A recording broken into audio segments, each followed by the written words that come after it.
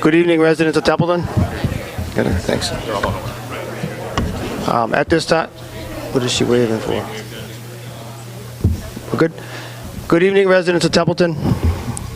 At this time, I want to bring our special town meeting to order. Okay, I just want to go over a few things for safety reasons. The exits are behind you. Most of you came in that way. There's exits to my left and right that lead you out of the building. There's a hallway over here, and you would go back down that way. In the event of any kind of emergency that we have to leave, please just be orderly and not trample each other. Also, there's going to be some fireworks outside at around 7:30, so if you hear a noise at 7:30, it's probably the fireworks going off, just so everyone's aware of that. If I could ask you to please silence your phones and electronic devices so we can have a nice orderly meeting. Okay. I'm also going to add the 3 times up and 2 minute per article this time as well, which people, I'll clarify that you can come up 3 times and speak for 2 minutes. However, if you come up and you have 3 or 4 questions, just let me know ahead of time and ask them in sequence, and we'll just get it over with if you have that many questions, just so we're clear on that. Okay. At this time, I'd like to do the Pledge of Allegiance.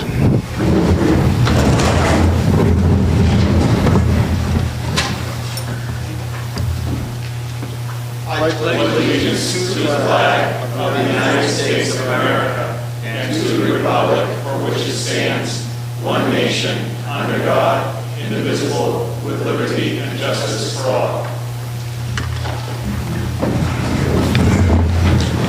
I'd like to just take a moment of silence for any residents and stuff that have passed away over the last 6 months or so.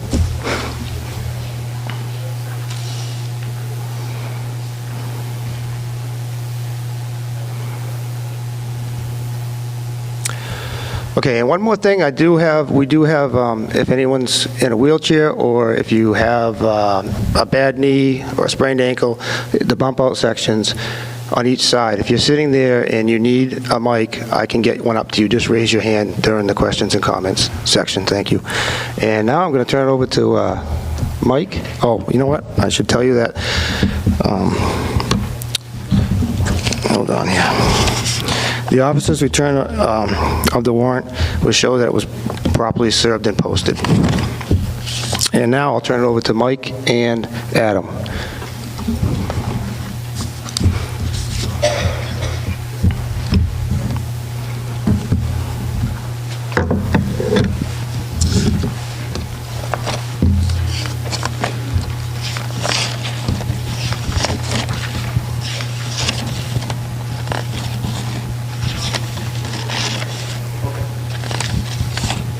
Good evening. Okay, this evening we want to take a little bit of time at our fall town meeting to recognize some employees for our special merit prize awards, certificates and awards.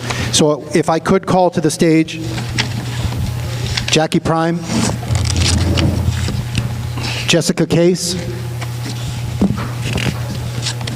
Dottie Brasnahan.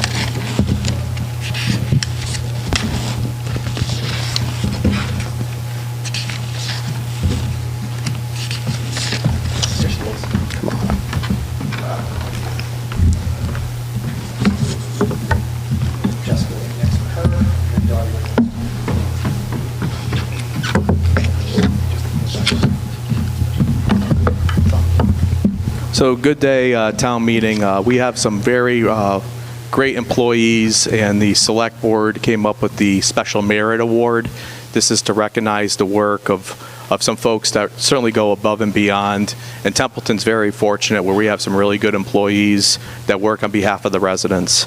And this is an opportunity where the chair and the town administrator, we worked together and we came up with a list.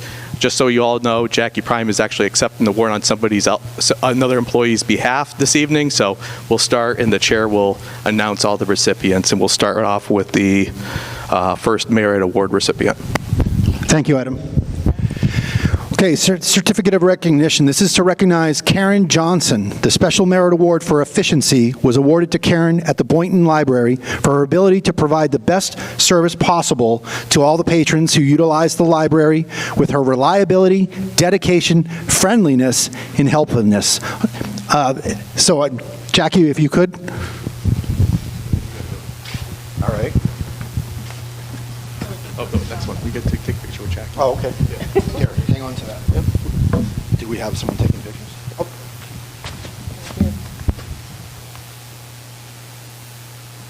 This one. Oh, here you go.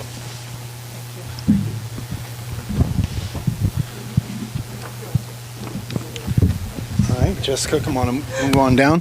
Certificate of recognition. This is to recognize Jessica Case. Pinnacle of Excellence is awarded to Jessica for her role in development services and her ability to encompass both community preservation and to act as conservation agent, for her ability to effectively manage and direct meetings, and for her skill in delegating and coordinating tasks amongst her peers and board members while maintaining a professional relationship and continually educating herself with current and new bylaws, policies, and procedures. Signed, Select Board Chair for Jessica Case.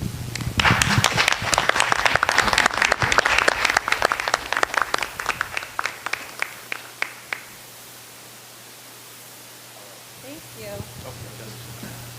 Thanks, Adam. Move on down. Please All right.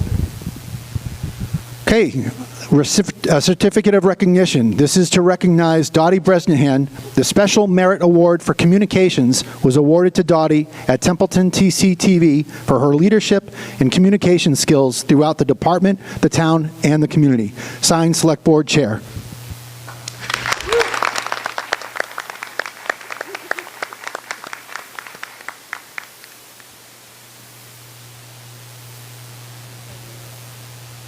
Congratulations to all. Thank you, everybody.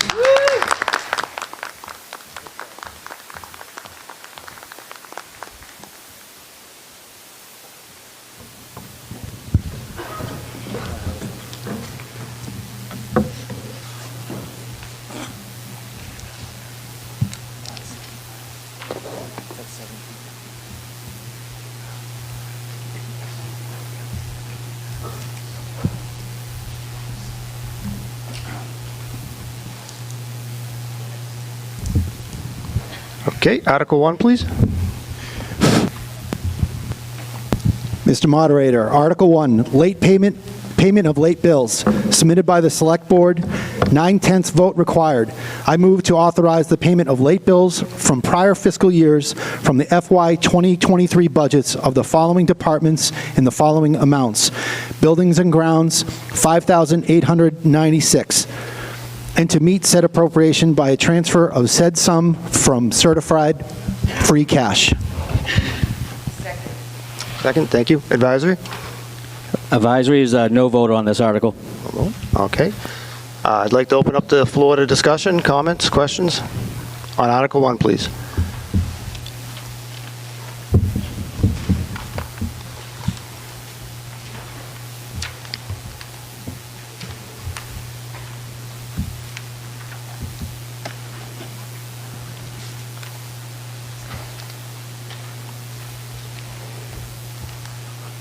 Yeah, good evening. Can you hear me? Is it on? Yeah, I'm Dana Blaze, 20 Turner Street, Otter River, also the chairman of the Light and Water Commission, and I want to thank all the residents that had confidence in me for the last 33 years. I don't know why they're not paying this bill, because I've heard a lot of stories about it wasn't in the budget. Well, in 2019, the street light bill, it was an agreement between our department and Carter that in 5 years the town would take over the cost of the energy for the street light bill. Well, since then, the light department spent $219,000 upgrading all the fixtures to almost brought the bill in half for the lights. So in 2019, the town paid 20% and the light department paid 80%. Last year, the town paid 80%, and we paid 20%. And this year, it's 100% it's their responsibility. At the light department, we've taken this thought that any surplus funds that we have now, we're putting back in the system. We're getting geared up for this electrification that's supposed to happen with electric cars and boats and energy and stuff, and it costs a lot of money. So as far as the town, the light department not giving a pilot, where everybody thinks that we have to give a pilot back. Well, our pilot's been the service, the energy, the cost, and the well-built system that we have in town. Our bill right now, there's no doubt, everybody thinks that the light department's full of money. I don't think we're as flush as the town is right now, to be honest with you. If we had that much money, we wouldn't have to raise the rate 3 cents, and that being we're still 2/3 lower than any surrounding towns around us. So as far as not paying this bill, I really think it's, I don't know why they had a no vote. And then I saw the vote that they had. I saw it on the Templeton TV that one of their members was there. Well, why do we pay it? They're not going to shut the lights off anyway. Well, that's not the way you should think. And I never said you said that. But as far as I think as far as our rates, our service, and a well-built system, I think our plan right now as commissioners is keep surplus funds and building the system up and get ready for the future. It's very, very expensive. And that's all I have to say.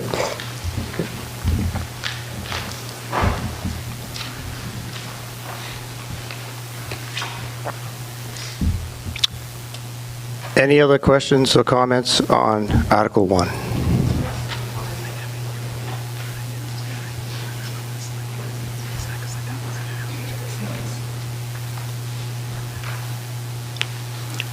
I'm Beverly Bartolomeo. I live on South Road, Templeton. I was on the advisory board from years off and on. Apparently, there was no money in the budget for this. I want to know why it wasn't paid. Well, don't sit there looking at me. Give me an answer.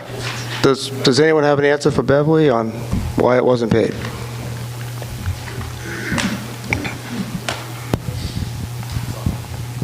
Mr. Moderator, Adam Lamontagne, permission to speak? Yes, please. To your question, Ms. Bartolomeo, what happened was we received an invoice after we did the budget process, and we didn't appropriate the money for this. We were in a pilot program. We put the funds in for the 100% of the electrical at all the town buildings, and unfortunately, we didn't receive the invoice till after the budget process was completed. Otherwise, we would have put the funds adequately enough, like we did in the fiscal year 24 budget for the streetlights. So you can't wait till the end of the year? When I was on the advisory board, we did not pay unpaid bills until the end of the year. There may be money left from somewhere else. You could come and have it appropriated. Another thing I want to correct. The pilot, the payment in lieu of taxes, has nothing to do with the stuff that they do for the town. It is a payment that the DOR, the Department of Revenue, has told us over and over and over and over to get from the light company. So there's a whole big difference. I just want to clarify that. Thank you.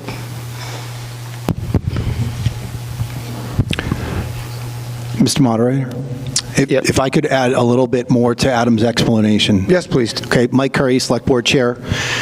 Between Adam's description about when the bill was received, and I appreciate Mr. Blaze coming up and offering the background for the graduated assignment of street lighting. So if you want to hear someone at the town say, could it have been a miscommunication? It absolutely could have. But I urge you to take those two responses and put them together. It's a legitimate bill. It wasn't paid. We need 9/10 to pass it tonight. I would urge those to pay the bill. Yes, sir? Robert May, 137 Shady Lane, Templeton. As was stated earlier, there was a agreement started in FY '29, as Mike referenced, and went, 20, 40, 60, 80, 100% was the plan. I fully understand what you're saying, that there was a plan, it didn't get followed through, why it didn't get followed through, and all that stuff. My concern is beyond that. My concern is when you go over to the FY '23 budget book and you look at the electric that is budgeted in here, there's the bill for 2023 was supposed to be $40,000 for the 100% of that graduated plan that we had. This 2023 budget has $37,012 in it for electric already. So that would mean we have $2,988 that would be possible to owe. So my question is, we have a bill for, I believe it's 5876, is that, sorry, what the article is, or 5896. And how did we get there, for one? And two, if we paid already $7,146 additional through DPS, wouldn't they owe us money? Since there's only a $29.88 difference and we paid already an additional $71.46. That's my questions. I'd appreciate an answer. Did I lose you? Can I ask clarification? Anything? DPS. Department of Public Services? You created it. Sorry. I'm sorry, I usually refer to them as the DPW. So do I, but DPW. I tried to be correct. It's okay to laugh, I'm sorry. Well, when something's funny, I laugh. I find a lot of reason. So, is there anything else that needs to get my questions answered?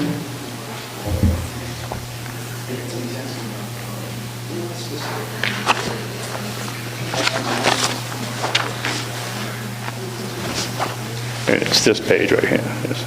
Mr. Moderator, Yes? Go ahead, Mike. are you looking for a process? Is that a process question or a dollars and cents question? A little bit of both. Okay.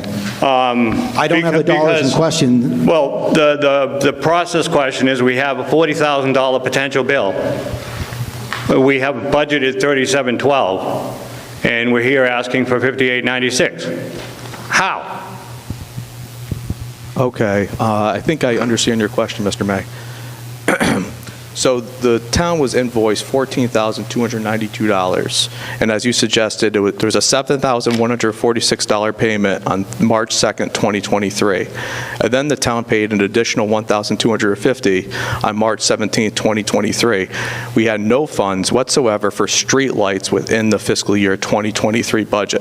We had funds for electricity costs for all the town buildings at 100%. So street lights were not in the 2023 budget. Understood, but there is $37,012 in payments to electric in the budget. The electric Not costs are listed for as- the town buildings. I understand, but the total for the agreement was 40. The agreement on the pilot, it was a percentage, and at the bottom of the budget sheet, it should have that percentage for each of those fiscal years. Right, and On at the- the beginning, on the budget book. 23, it was supposed to be 100%. That was supposed to be the payment, and 100% was supposed to equal $40,000, based on the 32, the 24, the breakdown that had been going on. How do we get from $37,012 that we've paid in this budget to 40 by adding $5,800? Do you understand? We're spending too much money to get there. Okay, well, the accountant's going to follow up, but I will say, whatever the difference is, Bob was able to pay within his budget. The Director of Public Services was paid. And the other amount that we don't have is for this $5,896. If you want specific questions related to Mr. Sozik's budget, I would refer that to the department head or the accountant has Please some vote no. clarification here.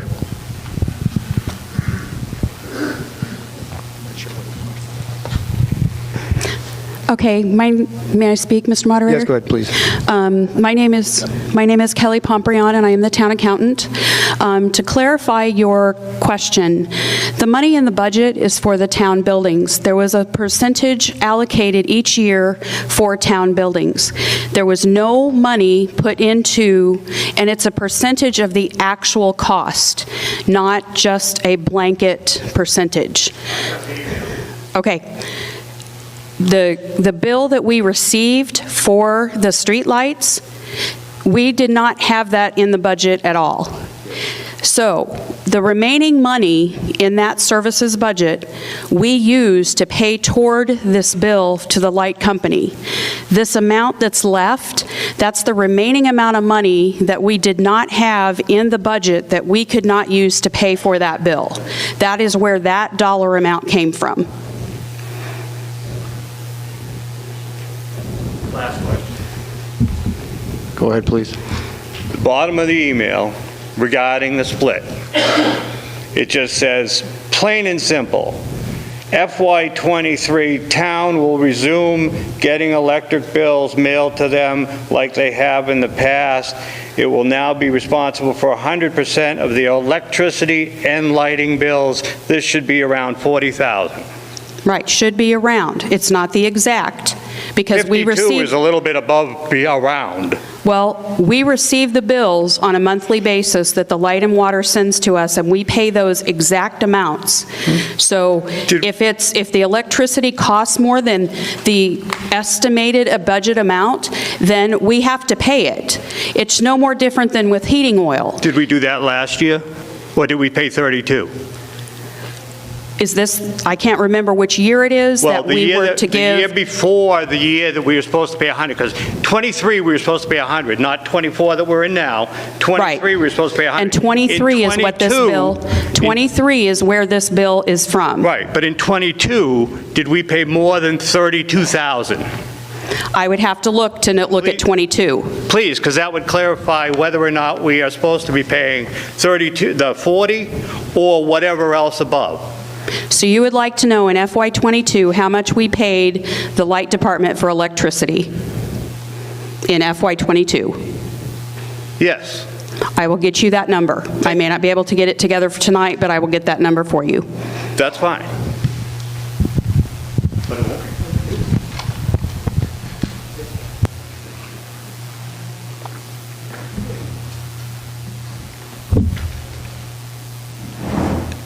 Any more questions or comments on Article 1? Maria Barnes, 23 Wellington Road. I'm amazed that we are debating whether or not to pay our bills if we can possibly afford it. If you have a bill, you pay it.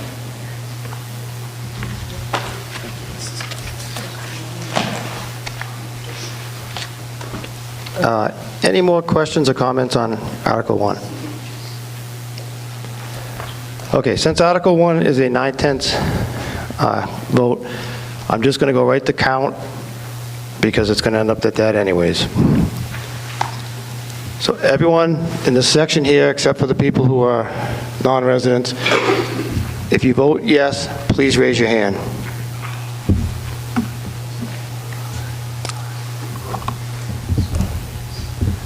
Okay, everyone in the middle section, if you're voting yes, please raise your hand.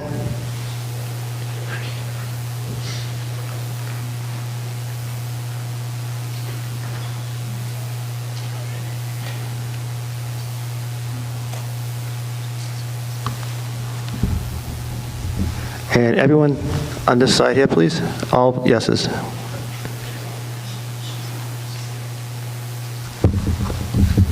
Advisory? Advisory? Yes. Advisory? On a vote? Advisory? One, okay. Sage?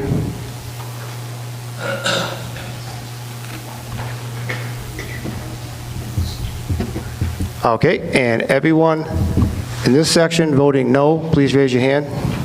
Far left, any noes? Okay. Middle section, any noes, please raise your hand.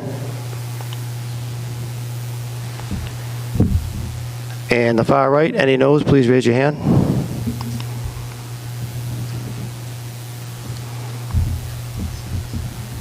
Advisory, any noes? And on the stage? Okay, all right, just give me a minute.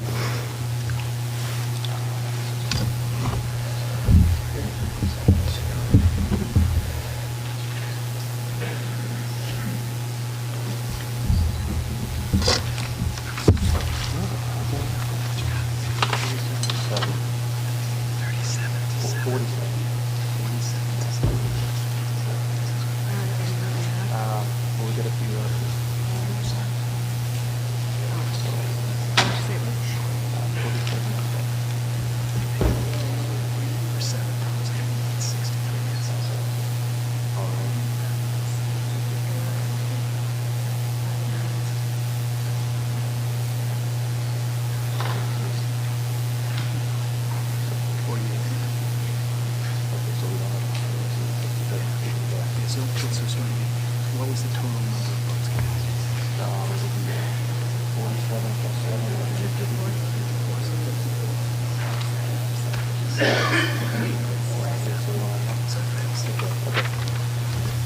Okay, it was very close, but Article 1 failed.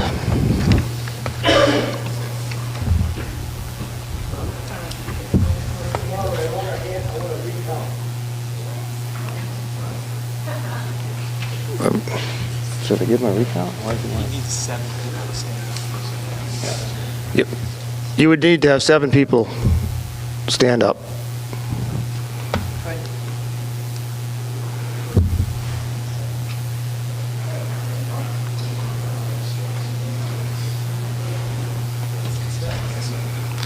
Okay, we have 7. We'll do another recount.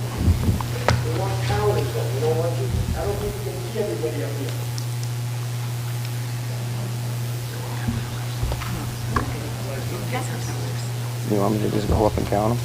I'll do that, I don't care. Would? I don't have, all right. All right, I need 3 people up here for tellers to count for me, please. Can I get 3 volunteers? 1 for each section. Do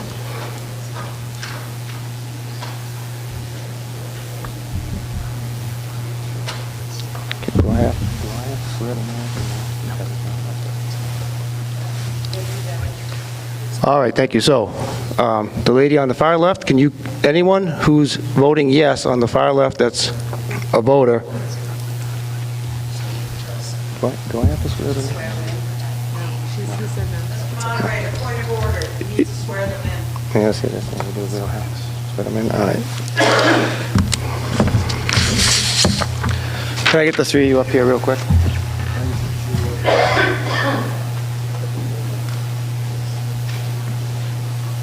Swear to faithfully and Non-resident. Get a resident.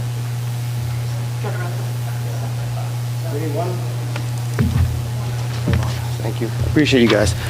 I need another resident, a voter, if anyone could, please. Thank you. Thank you.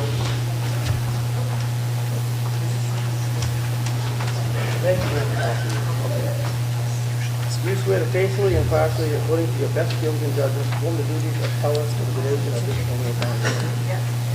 Okay, thank you.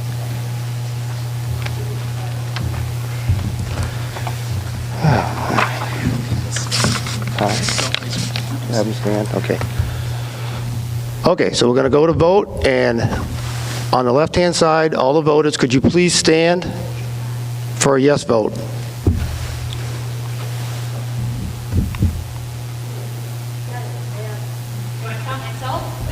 If you're voting, you can. Yes. 4. Okay.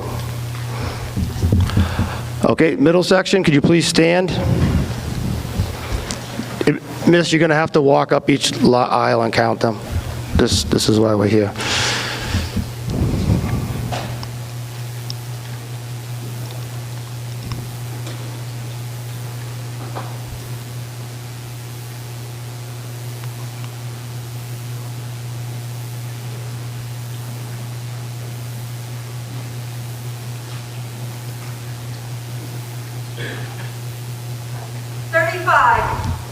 Okay.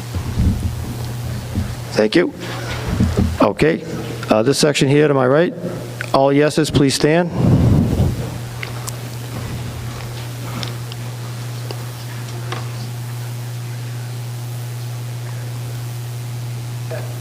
Ten. Advisory, I'll count you guys. At 1. And stage. Stage.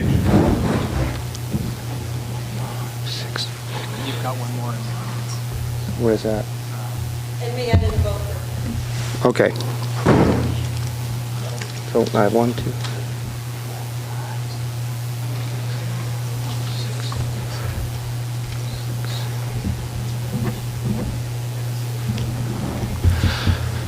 Okay, now we're going to do the noes.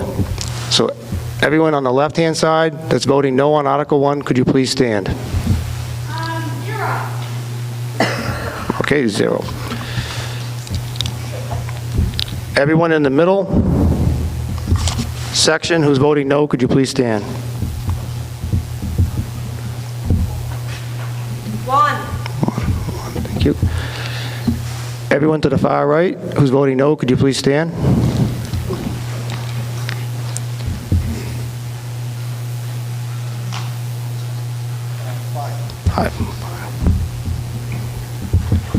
Okay, advisory, any noes? Okay, 1. And up on the stage, any noes? Okay, we have none. So,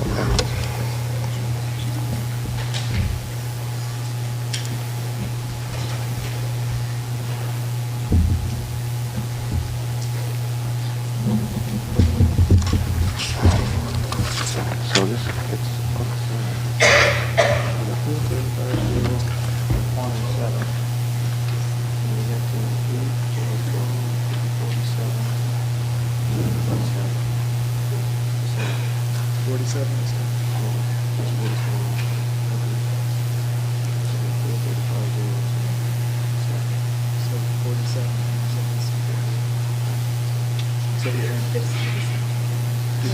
What was the 54?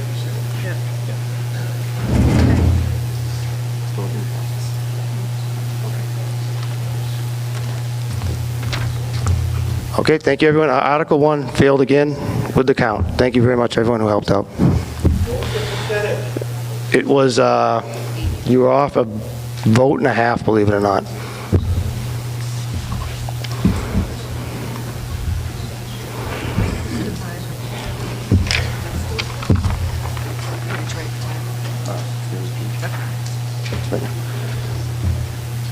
Okay, anything else? Okay, Article 2, please.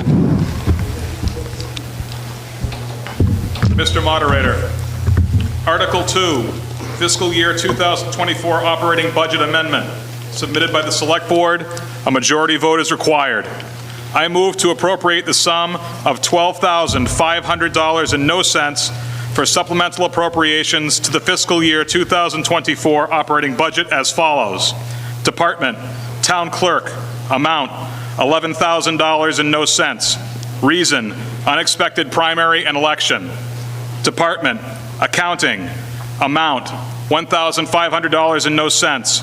Reason, employee medical issue backfill and other backfill within the fiscal year, and to meet said appropriation by a transfer of said sum from certified free cash. Second. Thank you. Advisory? Advisory is a yes vote. Okay, I'd open up the floor for questions and comments on Article 2, please. Any questions or comments?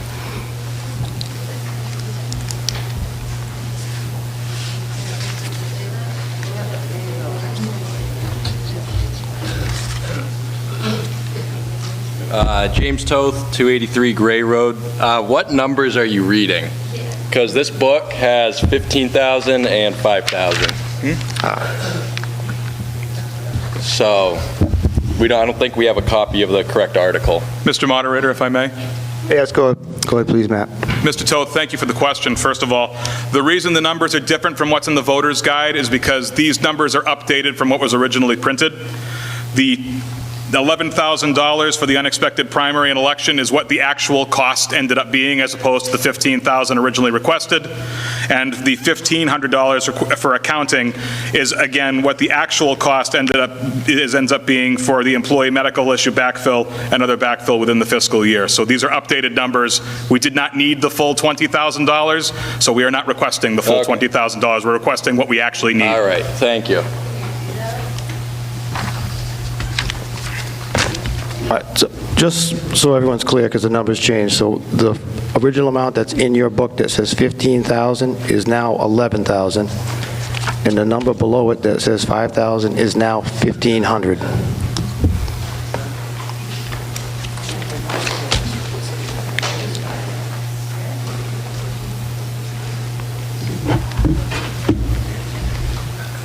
Mr. Moderator, Robert May, 137 Shady Lane. Go ahead, Just a question probably for the town council.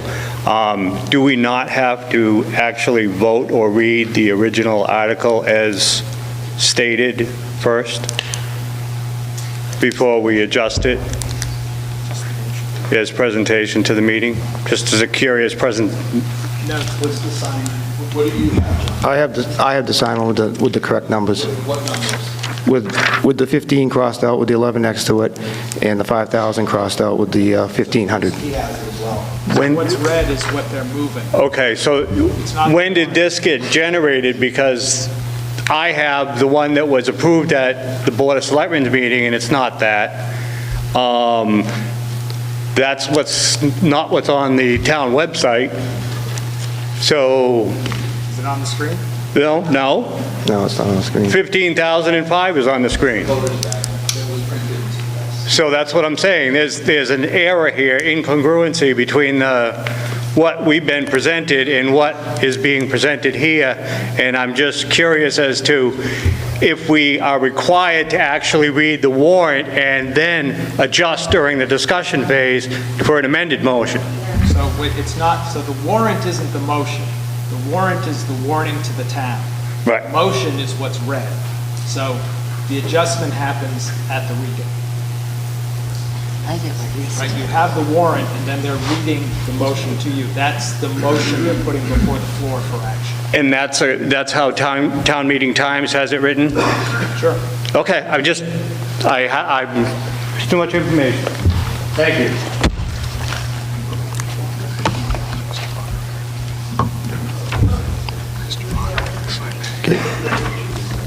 Any other questions or comments on Article 2? Hey, on the plus side, the numbers all went down.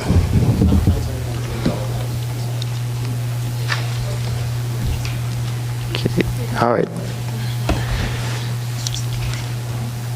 Seeing no more questions, I'm going to move to vote. All in favor of Article 2, say yes. Yes. All opposed, say no. Okay, this article passed unanimously at 6:38.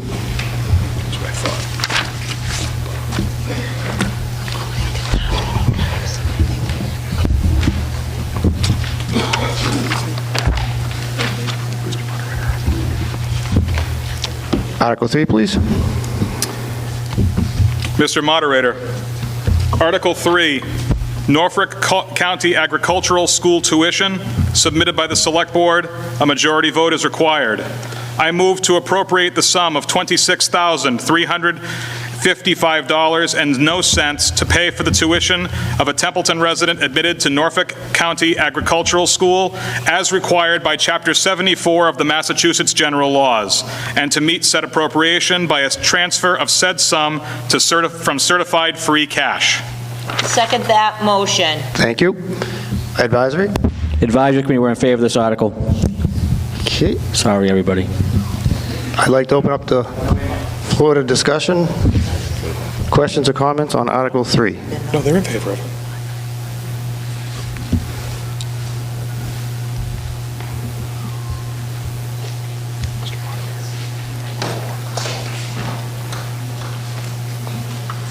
Evening, Mr. Moderator. Michael Weatherby, 26 Red Fox Crossing, Otter River. Not sure who to direct the question to, but seeing as the next motion is related to this, if this motion passes, does that automatically mean that student is entitled to transportation, whether we vote for it or not? I think that would be a relevant question and answer as to help people vote appropriately for this question. Thank you. Mr. Moderator, Yes, if I go may. ahead, please, Matt. First of all, thank you for your question. Matt Rivard, Select Board. There was a lot of discussion that went through this to make sure we got this right. Chapter 74, which governs alternative vocational technical school programs, does require that if a student applies to, is accepted to, and chooses to attend an alternative program, that we are required to pay the tuition and the transportation for said student to attend that program.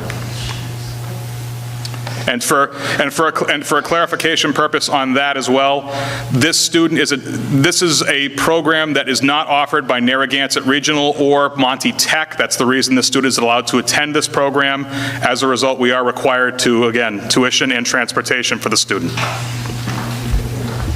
Just a follow-up question. Looking at Chapter 74, Section 8A, I printed this off from mass.gov website earlier. This is specifically in regards to transportation. It says it's the school committee that is responsible for these payments, not the town. We did receive a clarification from the Department of Elementary and Secondary Education. This came from pretty close to the top, was the Associate Commissioner.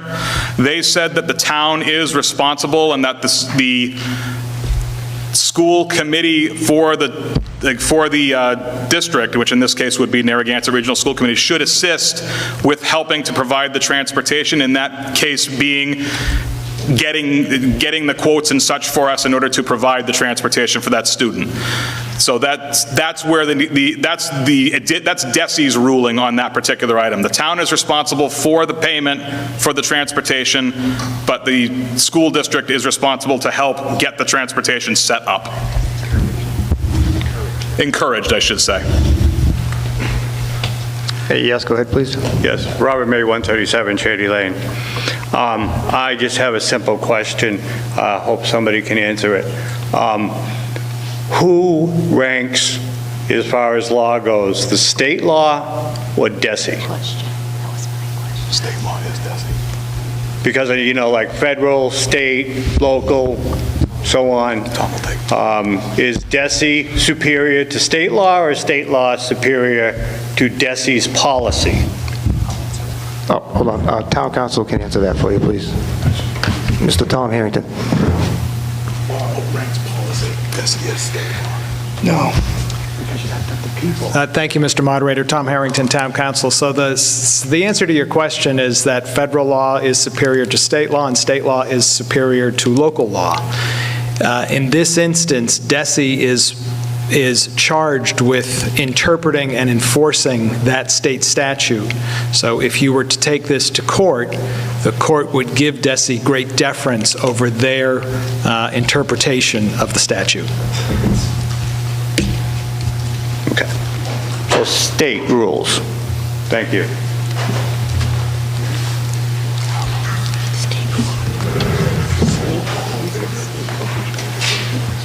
Any more questions or comments on Article 3?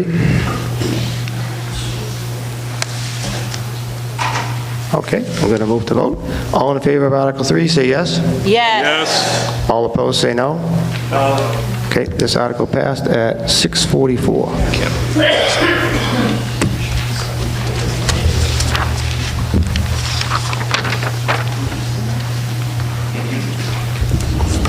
Article 4.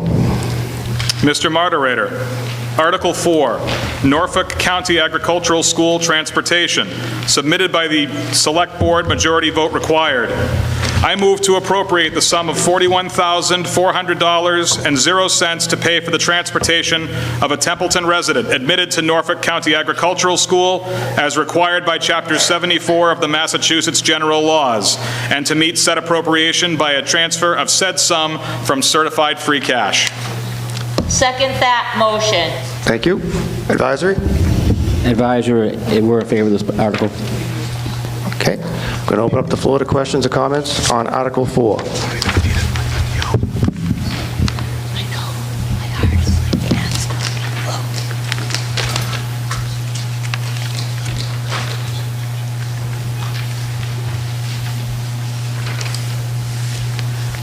Hi, I'm Karen Grover from 26 Fisher Street.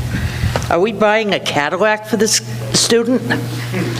It's twice the cost of going to school. How is that child being transported? Oh, wait, the Article 3 was on the transportation. The previous article we just did was on transportation. Or was it tuition? I'm sorry, No. tuition. This is on Tuition I don't have a problem yes. with. Okay. The transportation article I have a problem with, which is what we're on. Is that correct? Yes, we are. Correct. You know, what are we buying, a Cadillac for this kid? I'm Does asking. anyone have a answer, Matt? Mr. please? Moderator, if possible, I'd like to ask Superintendent Casavant to come forward and see if he can address that question. Yeah, that sounds like a great idea. Or a limo? I mean,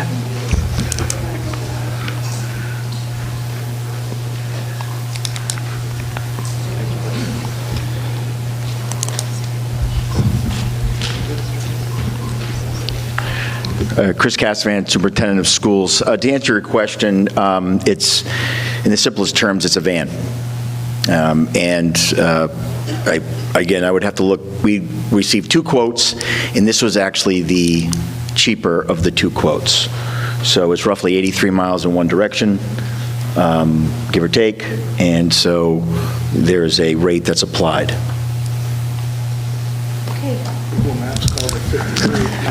Does that help answer your question? I know, I don't blame you.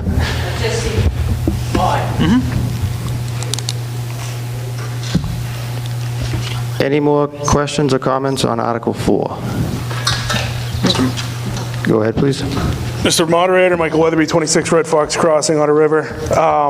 So back to what I was saying before with the transportation. If the town's going to be on the hook for this, and the state law specifically says that the school committee is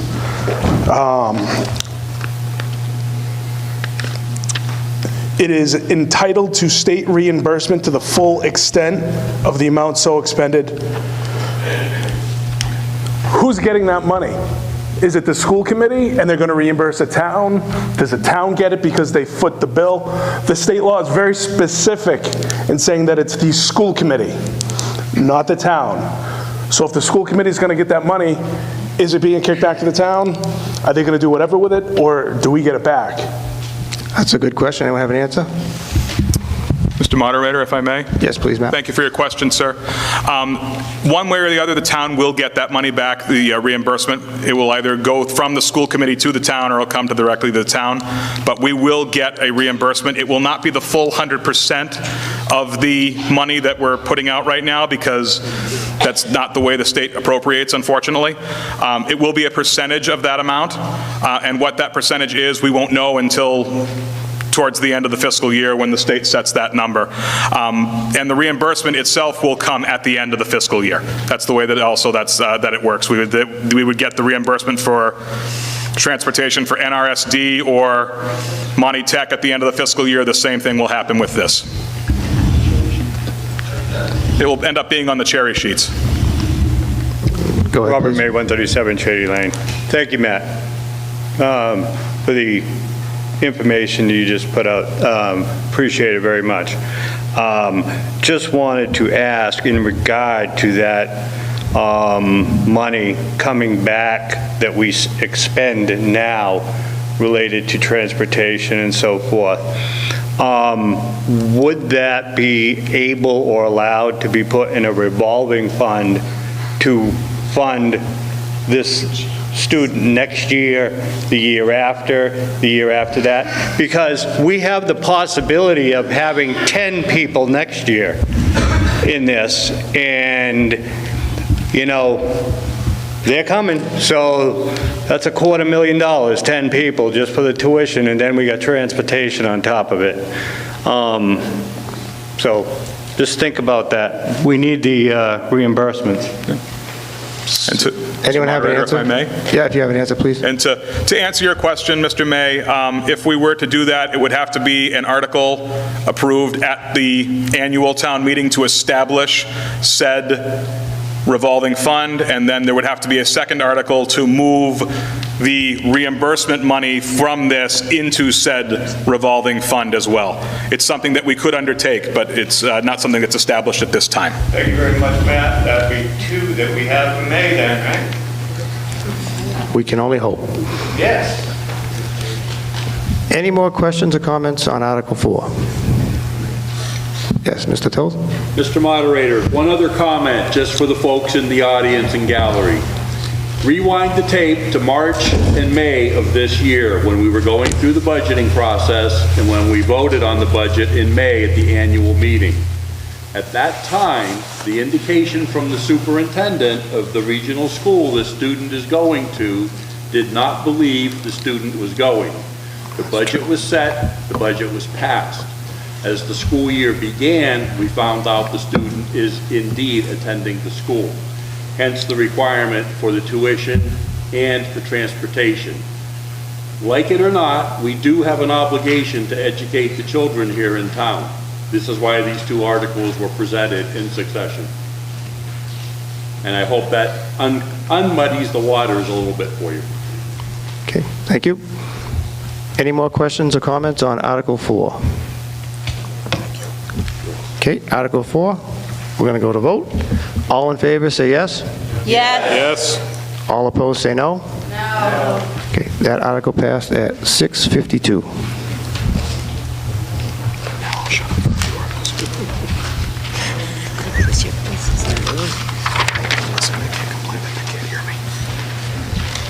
Article 5, please. Mr. Moderator, Article 5.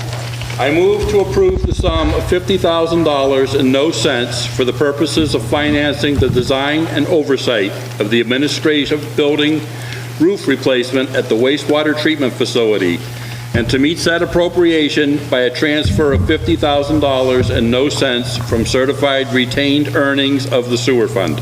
Second. Thank you. Advisory?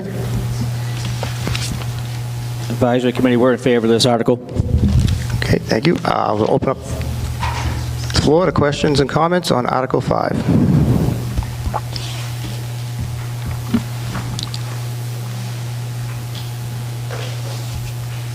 Okay, questions and comments on Article 5? Okay, we're going to go to vote on Article 5. All in favor, say yes. Yes. Yes. All opposed, say no. Okay, Article 5 passed unanimously at 6:53.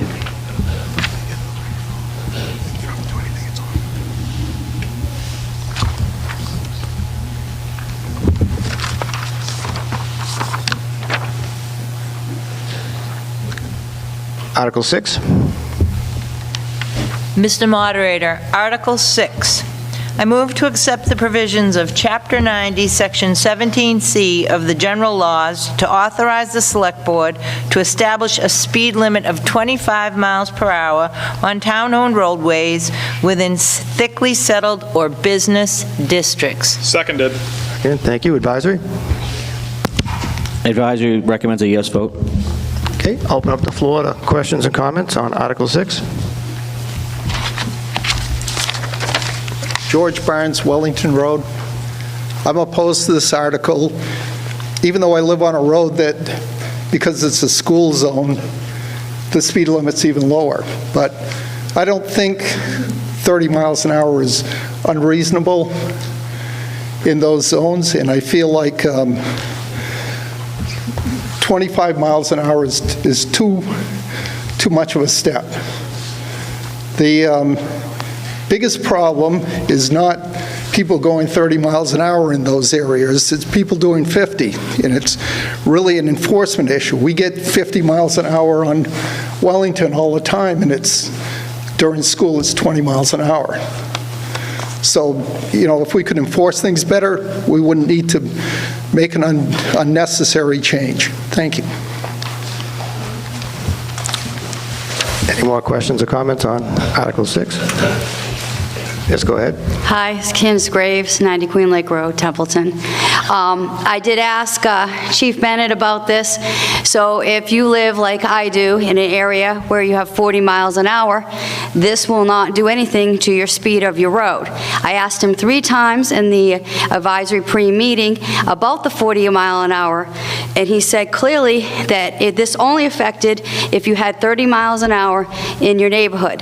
Where this came forward because of where I live on Brooks Village Road, up in that area, it's 40 miles an hour, so this will not affect, if this passes tonight, will not change that road. So I didn't want anybody to think that this would affect that road, because this is where it came from. This will only affect if you live in a neighborhood with 30 miles an hour. He made it clear. I asked him 3 times during that meeting. Thank you.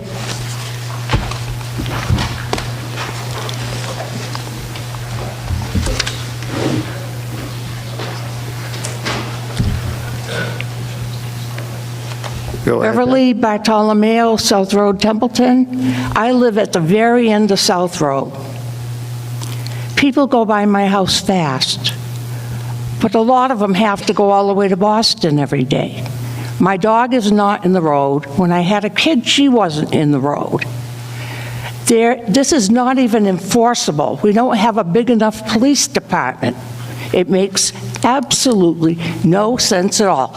I've lived in town 77 years. I've never heard anybody whine about people going by their house fast. I think it doesn't merit any discussion other than this. Thank you.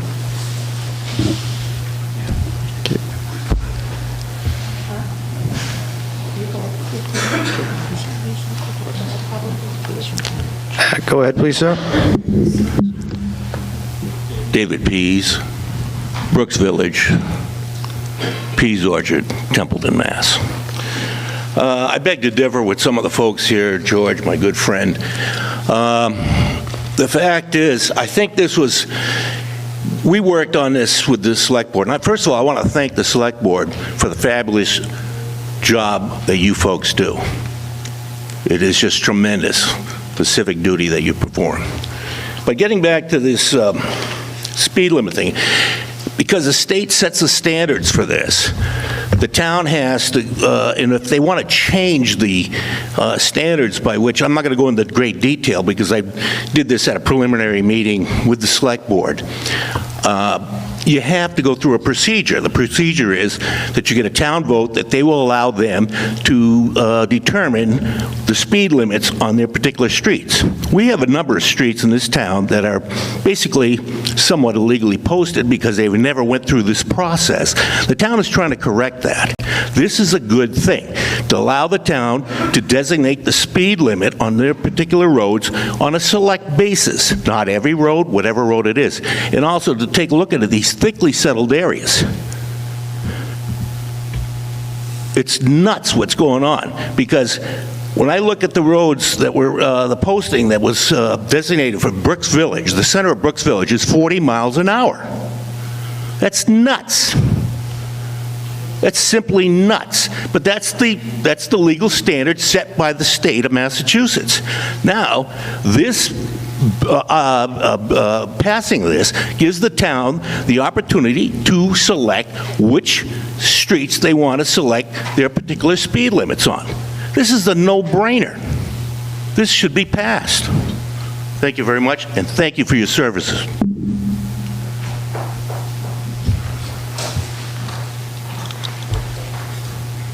Michael Weatherby, Red Fox Crossing, Otter River. 2 questions to start.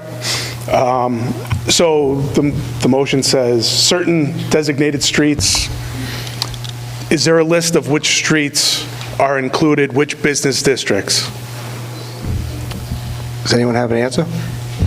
Terry, please. Mr. Moderator, could I ask for clarification if it please Chief Bennett to come address this? If Mr. Bennett would like to address it, that'd be great.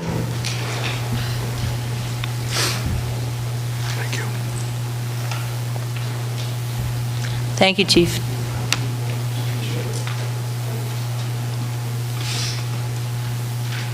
How you doing? Mike Bennett, Police Chief. Silence that, please. Okay. So basically, the state law is very specific, okay? The town does not have the right to set the speed limits. As somebody just said, there is a lot of illegally posted roads in the town of Templeton. Now, you will see some roads that are posted at a 35. Okay, those are roads that were done by the town or with state funds.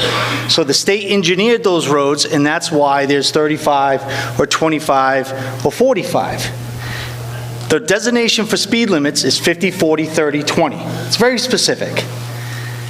To change a speed limit from a thickly settled to business district, we have to have Chapter 90, 17C. That'll give the Board of Selectmen the right to vote to have that lowered to 25. Now, it's going to be street specific. The actual process has not been brought forward yet because we haven't gotten that far because we have to pass the law first. I would assume that we will advice from myself and the board will come up with a process. A resident or residents of that area will make a petition to the department or the selectmen. We will bring it to a hearing at a select board meeting. They will go off, we'll have a discussion. I'm sure they'll go off of my recommendation, and then we will post the road.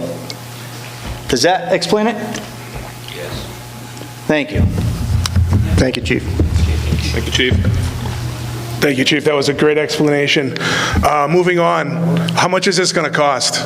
Because I would move to table this until we actually have a cost. We're here fighting about money tonight, and if you want to pass something without telling us how much it's going to cost, I think it should come up for later discussion. Go ahead, Matt, please. Mr. Moderator, again, another good question. I think the best answer we have to this right now is we don't know, because we don't know which roads are going to be asked to be changed.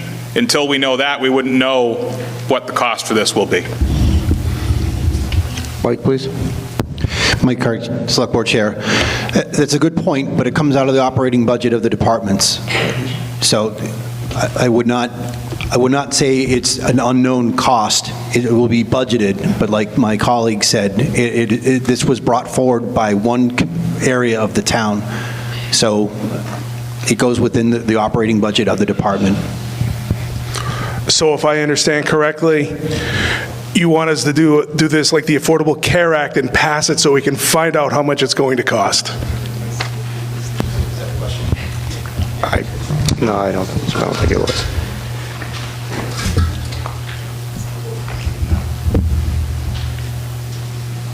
Go ahead, sir. Paul Kane, 19 Kyle Drive, Templeton. I think the town is moving in the right direction in terms of how the town has changed in terms of the building that has gone on in residential areas of town that didn't exist even 5 years ago, let alone 15 or 20 years ago.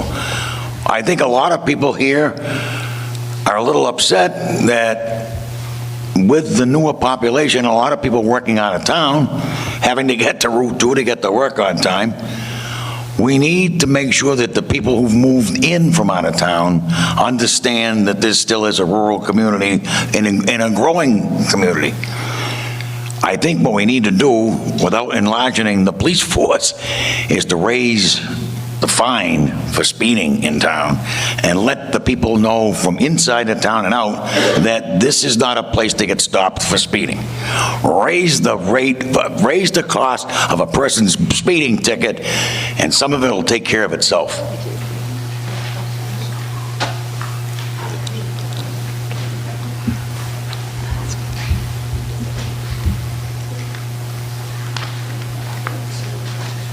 Yes, go ahead, My name is please. Susan McCormick, and I live on Brooksvillage Road, and I'm one of the people that brought this up.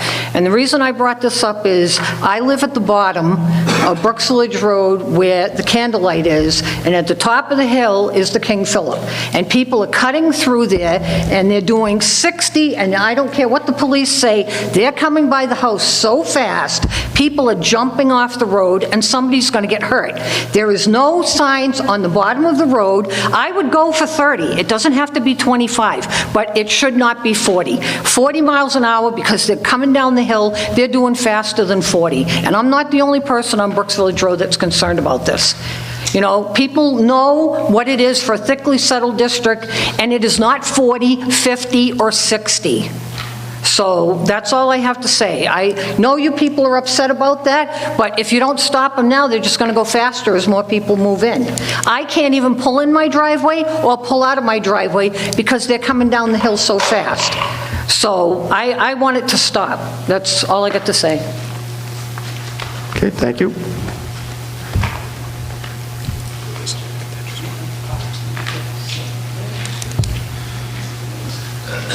Go ahead, please, sir. Good evening, Andrew Moser, 33 Sandy Pine Road, Templeton. I understand what our last speaker was speaking about. I live just around the corner from her. I can tell you that from my reading of this and the Massachusetts law, the biggest impact is going to be on 30-mile-an-hour zones getting slower. So if you read from mass.gov, Section 193 allows a municipality to opt into Section 17C of Chapter 90 of the MGL, what we're talking about tonight, thereby reducing the statutory speed limit from 30 miles an hour to 25 on any or all city or town-owned roadways within a thickly settled or business district. This legislation also requires cities and towns to notify MassDOT. So what we're talking about is everywhere that's posted thickly settled, we're now going to have to go 25 miles an hour. I have an office in a town that's surrounded by municipalities that did this. It makes driving tedious. I can cruise along at 30. I feel like I have to ride the brakes at 25. I feel like anything I need to do, I can do safely at 30. I took half of my trip here today at 30 miles an hour from the center of town to Route 2. And it's, you know, if anybody's actually keeping toward 30, it's a safe enough drive. What I think is the problem is people who are speeding. And I don't think that if we have a 30 or 25 mile an hour sign, it's really going to make a difference to the people who are going 40 or 50 down a hill.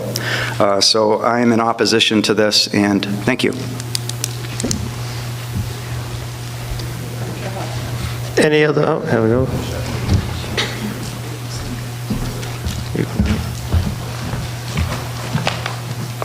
Go ahead, please. Hi, my name is Laurel. The microphone. Can you please use the mic? Oh, sorry. Otherwise, I won't hear you. Laurel Abbott Coffee, and I'm on 29 Brooks Village Road. And I'm a little confused. When the police chief had been talking, I've already attended several town meetings and selectmen meetings, and I feel like we're not making any progress. I mean, we've already put forth complaints about the speeding on my road, and so I'd like to walk away today and have something accomplished. If you go up Brooks Village Road, right in front of one of my neighbors in my house, there are skid marks, and they're targeting us because they know that we've complained. I don't mean the police are targeting us, but kids are targeting, somebody is targeting us, because all this, the road is just covered with skid marks. It's a joke. And I should be able to walk my grandson down that road without having to, like, you know, pull him off. It's ridiculous. It's a small town. I don't know why this is such a big deal. That's really all I have to say. I'm frustrated, and I've followed the rules, and I've gone to the meetings, and now we're going to go to we're going to put it on hold and have another Board of Selectmen meeting and just go through the same process. I've been complaining for 5 years. Thank you. Thank you.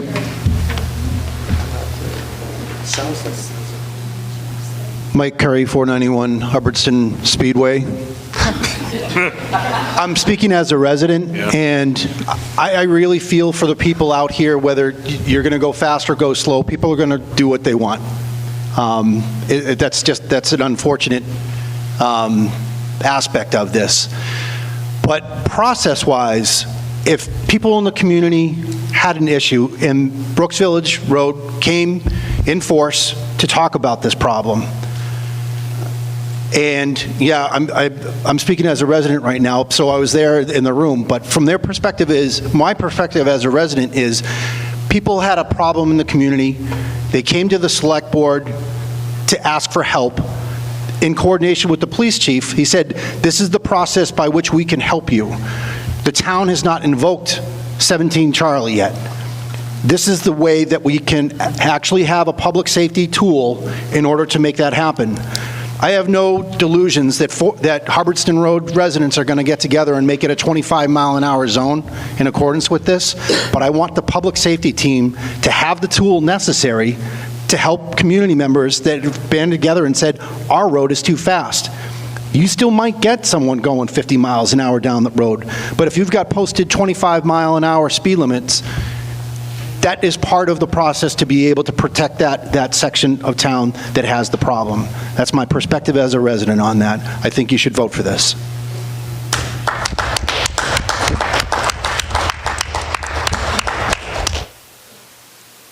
Go ahead, please, sir. Go ahead. Mr. Moderator, I just would like a clarification. Can you just give me a name and street? Oh, George Barnes, Wellington Road. Thank you. I'm just looking for a clarification. Will this impact Brooks Village Road? Because I've heard from two different sides indicating that it will or it won't. Okay, Mike, you have an answer? Yep, Mike Curry, Board Chair. It will if they follow the process that the police chief just outlined. If we don't invoke this, then it stops tonight. They won't have any recourse to be able to lower their speed limit. So this is giving the public safety team the tool that they need to start that process. Nothing changes in town until they come and they actually make that request. So all of the people worried about where their speed limits are, that's not going to change. This provision allows us to have the tool to make the change if necessary, when and if necessary.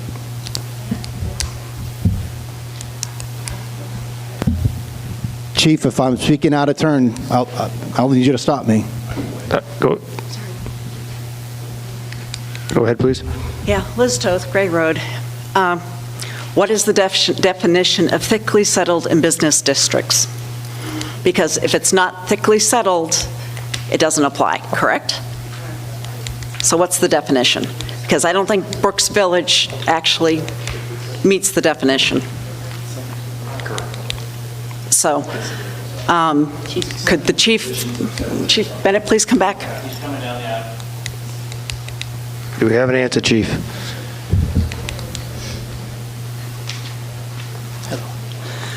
Thickly settled is designated by residences less than 250 feet apart for more than a quarter of a mile. Thank you. Go ahead, please. Robert May, 137 Shady Lane. I just wanted to speak to something that I'm hearing, but I'm not hearing discussion about, and that seems to be a problem all over town also. And I think it's part of this problem with the speeding, is burnouts, not speeding. It's bottom of Brooks Village Road. If you go down Shady Lane, there's a portion of Shady Lane that's black from burnouts. You know, and yeah, we get cars and motorcycles particularly going up and down the street 100 miles an hour, especially now that they pave Pitcherville all the way through. But, you know, I agree that I don't think this change in speed limits is going to change people's behaviors. But I do think, and like other towns have done in the past, that this issue of burnouts, there are fines that we can impose. I don't believe we have one in town. I know in the 1980s, because I received one, Gardner put them in place. So, you know, they do make a difference. And I think that's something we might need. Go ahead, please, sir. Hi, Andrew Moser, 33 Sandy Pine Road, Templeton. Do we have a number and list of roads that are currently designated either thickly settled or business districts currently in town?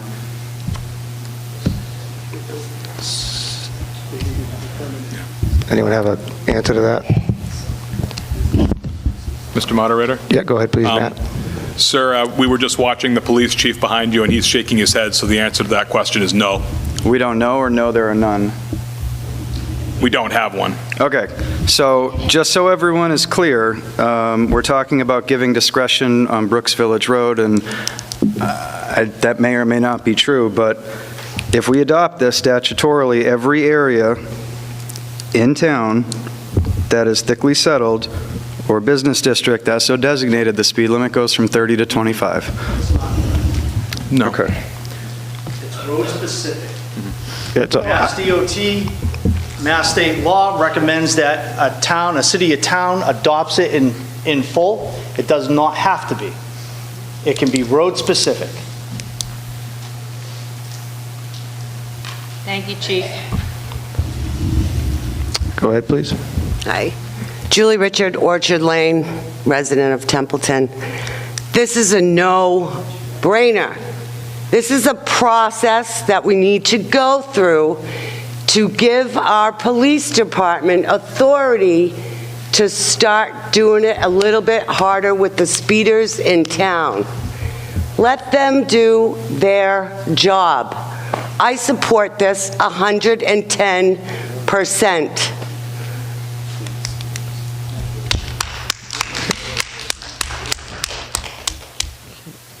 Any other questions or comments on Article 6? Any questions or comments on Article 6? Go ahead, please. Andrew Moser, 33 Sandy Pine Road, Templeton. While the town is not obligated to adopt it on a town-wide basis, my concern is that the way this is written, that's what it implies. Authorize the select board to establish speed limit of 25 miles per hour on town-owned roadways within thickly settled or business districts.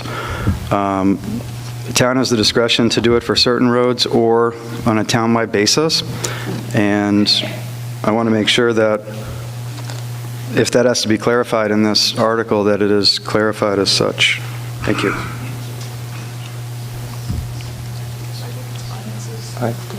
It has to be thickly settled, and if it's not, it's not, right? I mean, any more questions or comments on Article 6?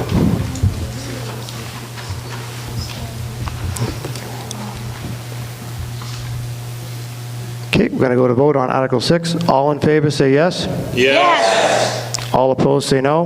No. Okay, that article passed at 7:17.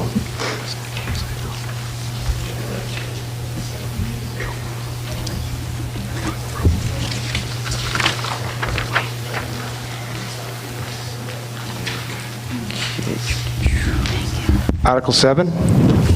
Mr. Moderator, Article 7. I move to amend Chapter 240 of the general bylaws by amending Article 2 as follows. Chapter 240, Section C, Violations and Penalties. Whoever violates Chapter 240-3 or 240-5 of this bylaw shall be punished by a fine of $50 for each offense, which shall be enforced by the police department. Can I get a second? Seconded. Thank you. Advisory? Advisory recommends a no vote on this article. Open up the floor to questions and comments.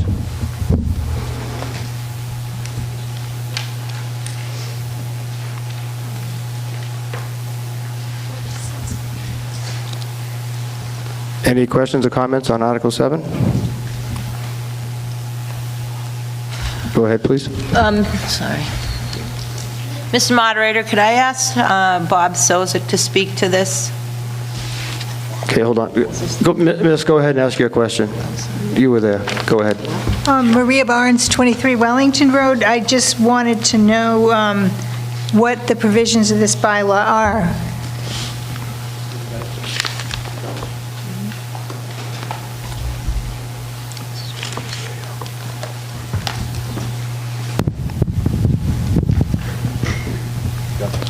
Animal Montaigne, Town Administrator, permission to speak?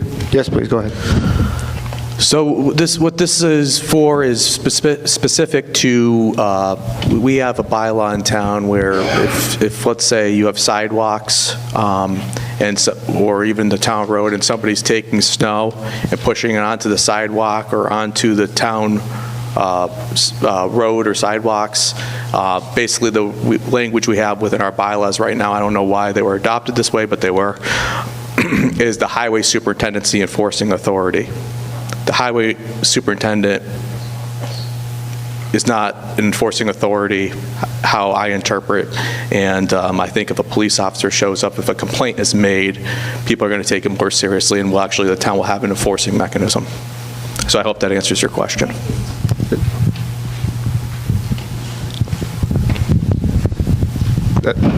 Terry, do you still want Bob to speak, or does he want to? Just a question, Bob. It's not enforceable for you right now. Is it working? Is it working the way it is? And how would you consider this a major problem all over town?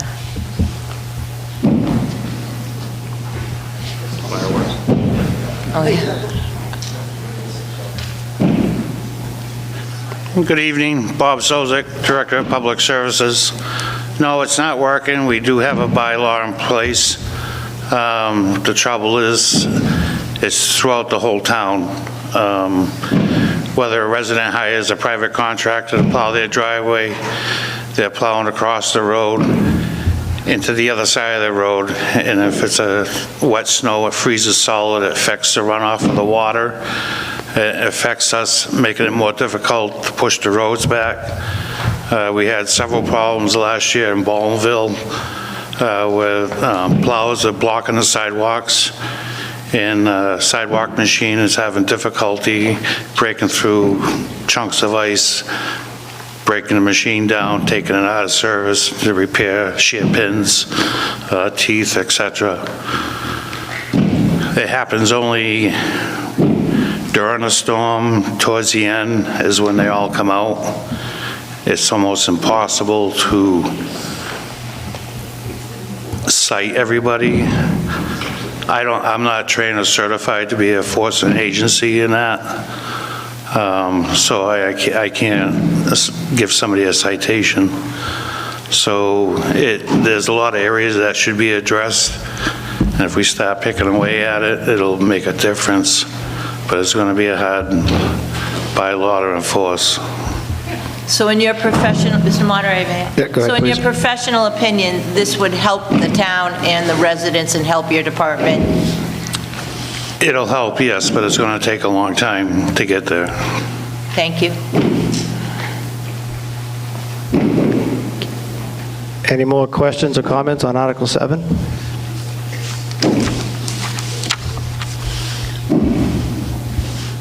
Okay, we're going to go to vote on Article 7. All in favor of Article 7, say yes. Yes. All opposed, say no. No. Okay, this article passed at 7:22.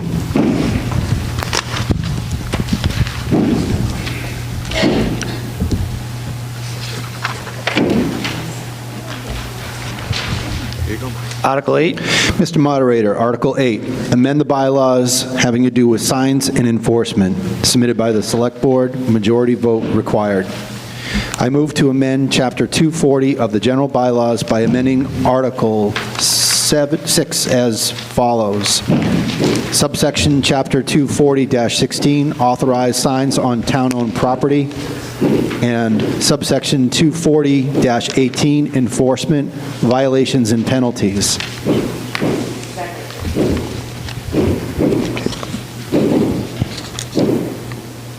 If you want me to read through the whole thing, I can.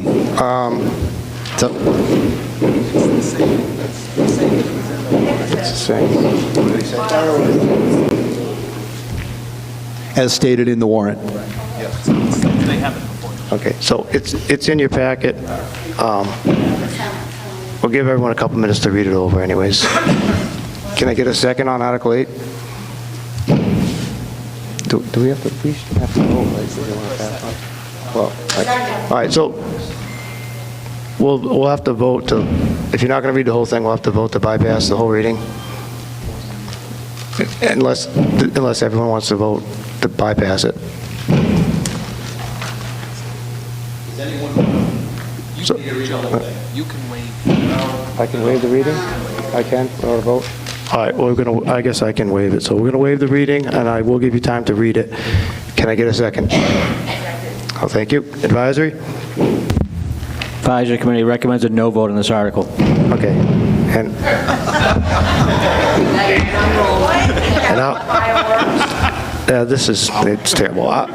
Let's give everybody 2 minutes to read the whole thing, and then I'll open up the floor to questions and comments.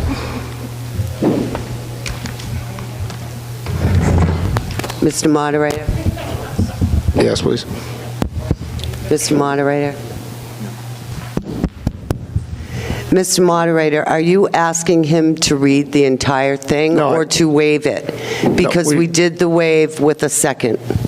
Okay, what I'm doing is I'm just giving people a couple minutes to read the whole thing. We've waived it. I'm just going to give them a couple minutes to read the whole thing. Okay, we just couldn't hear you over here, sorry. And enjoy these great fireworks that are helping everything. TCTV, can you raise the volume selectively? Thank you.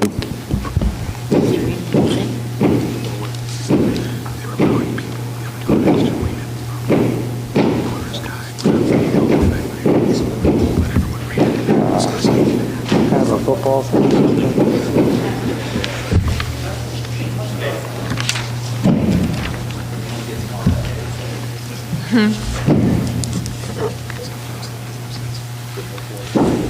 All right. I'd like to open up the floor to questions and comments on Article 8.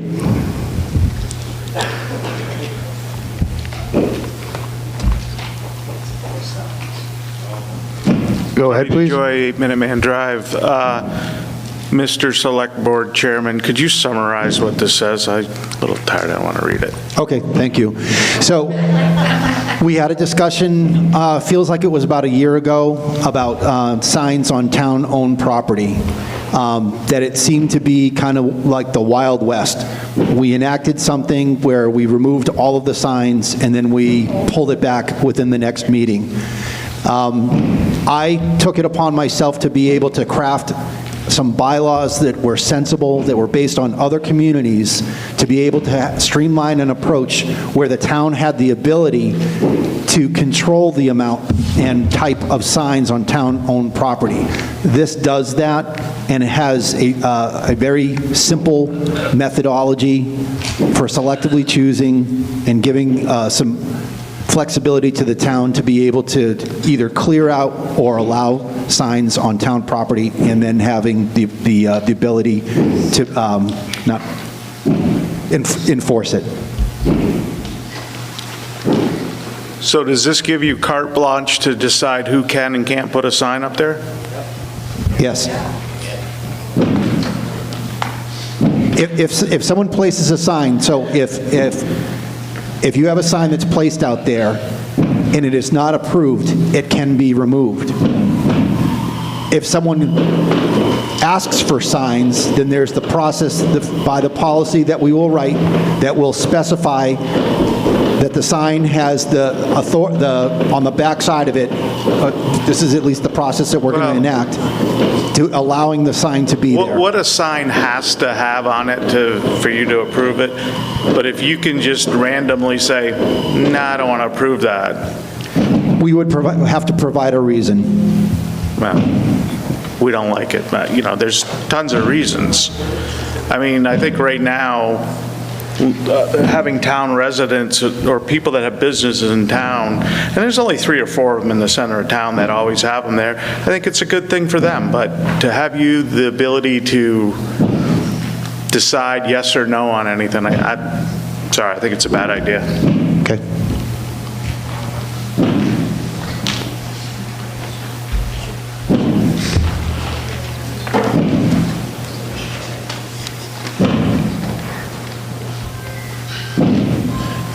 Noel Francis, 14 State Road.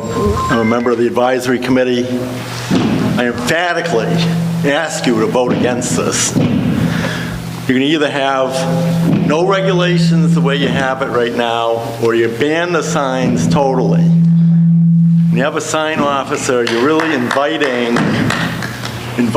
the slippery slope of regulating free speech. And there's groups because a member of my family was a member of one.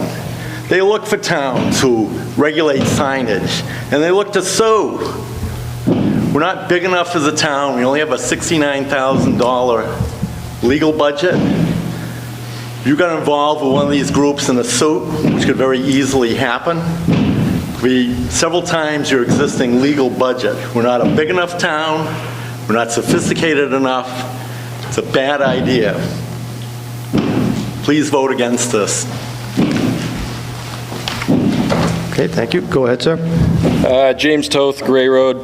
Bob just said he didn't want to have to deal with enforcing anything. Like that was with the last article that we did. And in this one, it's giving him power to enforce something again. And I just don't know why it's in here if he clearly doesn't want to be responsible for that. So is there any way that could be taken out? Say the last part again. Is there any way that could be taken out of this? Because Bob doesn't want to enforce anything, nor should he have to.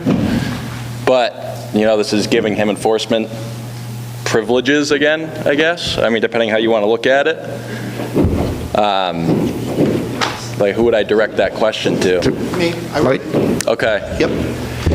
Go ahead, please, Mike. I did write this based on reading a lot of other communities. Some communities have 10, 15 pages of sign regulations. But specifically to your question, it only becomes an issue in enforcement if we wind up having a problem. We have nothing right now to allow us to be able to control that situation. What this short bylaw does is gives us some parameters and an ability to be able to enforce something if we wound up having a problem in any different area.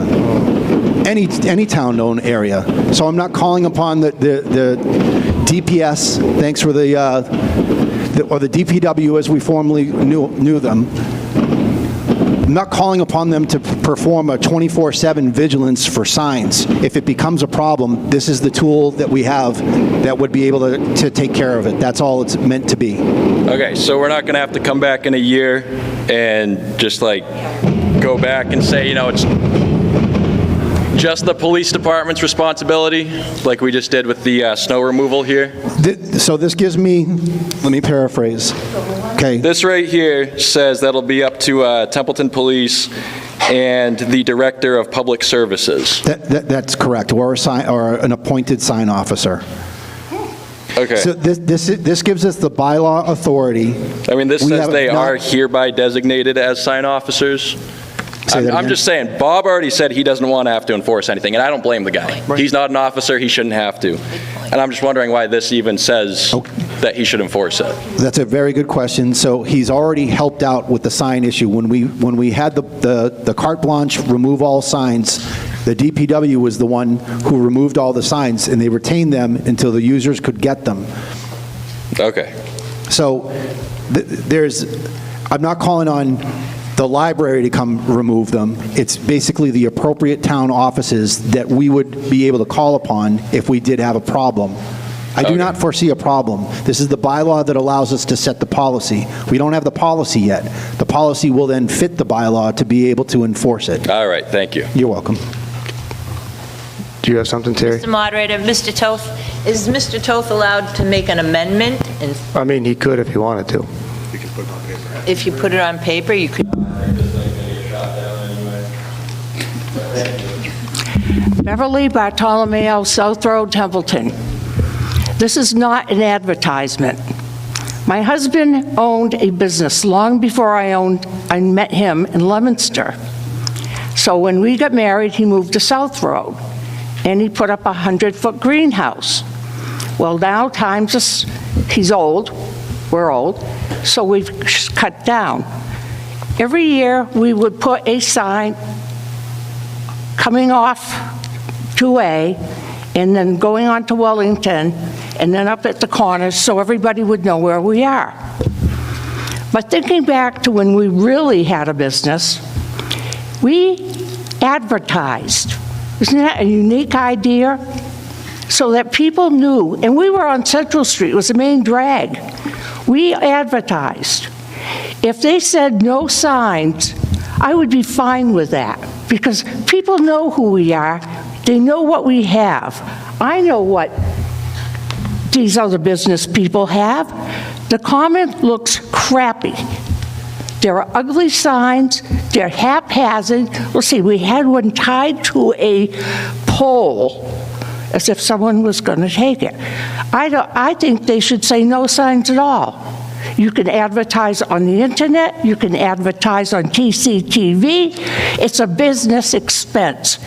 I wouldn't even bother because I don't need to. And neither do most of these people. They know, people in the area know what they have. So I think this is another bylaw that we can't enforce, we won't enforce until things get really cruddy and somebody will go out there and pick them up again. I'd vote no.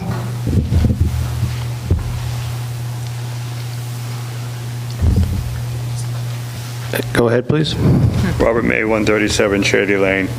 I'm just here in support of a no vote on this. I believe that, on my way here tonight, driving through the center, I tried to read the signs that are there now, and there really aren't that many signs, but I couldn't. And I'm going the speed limit. This causes accidents. I down the bottom of Brooks Village Road, I know, I've gone down there, and in the corner, that reflection that comes back at me from those signs is a very big distraction, especially on rainy nights. I think we have too many signs on public property, and I think they should be non-existent. And I agree with Mr. Francis here that, we potentially cause ourselves problems and put ourselves in a libelous position if we, let's say, try to restrict individually the signs and who can and who can't put them up.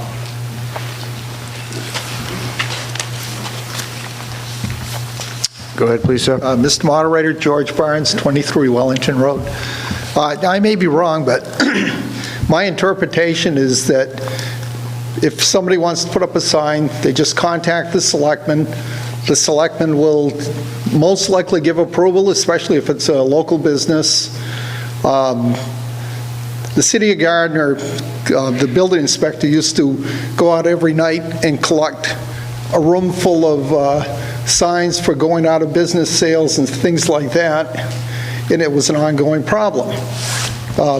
Pease Orchard, Beverly Bartolomeo's business, those aren't the problems. The problem is when somebody is having a big furniture sale, like, I won't say the name of the company now, but they flood areas with signs, then they don't pick them up afterwards. And so that it visually ruins the town.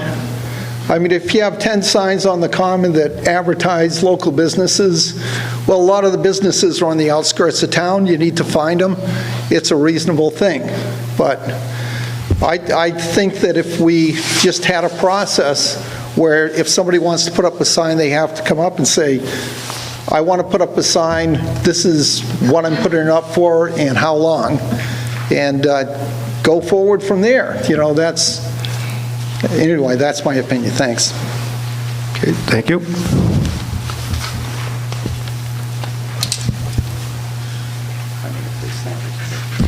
Go ahead, please, sir. David Pease, Pease Orchard, Brooks Village, Templeton, Mass. I think the bylaw, in the spirit of it, is a good controlling aspect. Obviously, for those folks who've probably seen my sign at the Common, we generate probably 60-70% of our business comes off of that sign. People talk about, well, it's advertisement. It's direction. It's point of interest. It's that type of, that's what it does. It reflects that these businesses, agribusinesses in particular, are here in this community. So we don't want our town common to look like the road to the town dump with trash and signs, much like my friend George indicated, these multiple signs, car detailing, and so on and so forth. again, I go back to the spirit of the bylaw. I think it's representative to a control aspect. The concern about people filing suit, I don't know how that plays in. But the bottom line is, it's an important aspect for folks to know that these agribusinesses, or particularly town businesses, are here, and they're open for business. We're seasonal, it's up, it's that. Just to give you an example of coming down, well, I won't go into that detail because we've got a long meeting tonight, but I think the spirit of it is a positive thing. Mr. Moderator. Go ahead, please. Mike Curry, Select Board Chair. So what I want you to consider when you think through this, if you say no tonight to a managed process for the signs where we would have some kind of control and it would be known control, if we say no and then we come up with a similar ordinance where we take down all of the signs, consider what that means for the rest of the community. I did not write this in a vacuum. I did talk with businesses during this process, and I went back and forth with town council at least 3 or 4 different times to make sure that I was addressing the right language. Just consider what happens if you say no and we wind up going towards a no sign approach where think of all the different signs that you see on town property. This is your vote, this is your town, it's your common. You should make the vote appropriately. Go ahead, please. Tony Joy, Minuteman Drive. What gives you the authority to say no? To just basically say no signs? Where's that authority come from? It was already, so the Select Board is charged with the management of town property. So when we voted before and we said no signs, they were all removed. What gives you the authority to make that decision, though? What's the bylaw that says you can do that? By restate my answer, it's the Select Board is the governing body for town property. Will you email me a copy of that specific bylaw that says you are responsible for town property? I absolutely can. Thank you, Mike. Appreciate it. You're welcome. I know what you're trying to do. I just don't like the carte blanche authority that it gives you for signs. There should be something grandfathered, so, sorry, Bob. So like Dave Pease can have his sign, so Valley View, these businesses that need those signs because, look, we're in a rural community. People from out of town, yeah, we all know how to get to Pease Orchard or Valley View, but people from out of town coming off of Route 2, and when they see Dave's signs, they need that direction. So I think you need to rewrite this. It's discretion. That's the one word that I would offer to you is that, are we going to be sitting there saying no, no, no? It's a managed process to be able to say yes. Other ones are going to pop up there. If we wind up having house washing signs, those are seasonal, at least we'd have a process if it became an issue. Okay. I steered away from having a 5-page bylaw, rather something that was simple. Go ahead, sir. Robert May, 137 Shady Lane. Along those same lines is what Tony was talking about. I'd like to know, you stated specifically that the Select Board has the authority of town property, I believe, or the control of town property. You just gave away a portion of that control to Parks and Recreation. Parks and Recreation, in my regard, would control the Common, because the Common historically in Massachusetts is a park. So what would give you the authority to say anything about signs in the Common? I would absolutely work with the Recreation Commission on that. Wouldn't it be their decision? I'm sorry, say that again. Wouldn't that be their decision? I would defer to it. If it was an issue of a sign on Gilman Waite, I would defer to them. How about the Common? The Select Board would probably make that decision. Why? Because it's town-owned property. It's park-owned, park-controlled property. It's the town common. which is historically a park. Again, you're gearing... You're not breaking up this group. Right, and you're gearing it for a fight where I'm telling you this is a tool to enable a process for dealing with signs, not so I can start picking a fight with who owns what park or what I'm just town saying, property. I'm just wondering if you don't have the authority over a piece of property, what gives you the authority to say signs or no signs? It seems pretty cut and dry. It doesn't seem like something that, is confusing, something this, that, something that. It's like you don't have authority over the common to control the common. You just had 3 amendments in the last meeting where you maintained control of the Ballinsville Common, Gilman Way, and the town common in your last meeting. So do we have a Parks and Recreation Commission that is in control of Parks and Recreation land, or, like this article represents, you are maintaining control of town recreation land? Simple question. I'd like a yes or a no, please. I'd be happy to make them sign officers. How do you like that? No. You're conflating 2 different issues. They control. You don't. The issue is you won't let go. Letting go. That's your interpretation. Listen. Is there another one? I'm keeping it very simple to the sign. I have the flexibility to delegate that authority. Why? If I had to work with other town property managers, I would do that. Again, this is about the process so we can control that level of signage that we see out on all town property. Go ahead, please. Michael Weatherby, 26 Red Fox Crossing. What's not addressed in here is in the event of a denial, there's an appeal process, obviously. What happens when this becomes a First Amendment violation and it goes to court? And you specifically, or Adam specifically, said no, and the select board backed that up in the appeal process. Is the town going to be held financially liable, or are you, as an officer of the town, going to be held personally liable and be expected to pay punitive damages?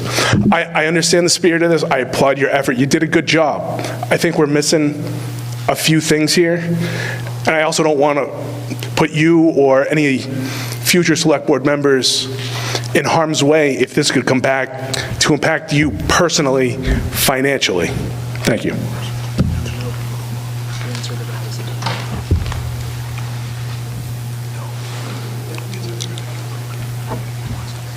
Any more questions or comments on Article 8? Let's go ahead, sir. George Barnes, 23 Wellington Road. Just to the selectmen through you, would there be any sort of fee for to put a sign up?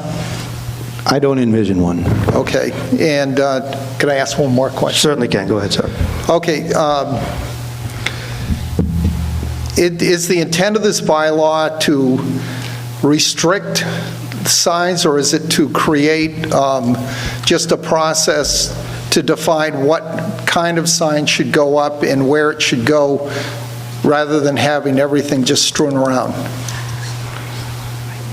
It's a process to have signs be allowed on the town property. It's not a bylaw that's deferring to any type or content of sign. It's a process to have approval to put it on town property. Thank you. Go ahead, please. Tony Joy, Minuteman Drive. So everything's being addressed to you, Mike. So what's your criteria of an allowable sign? Anyone have an answer?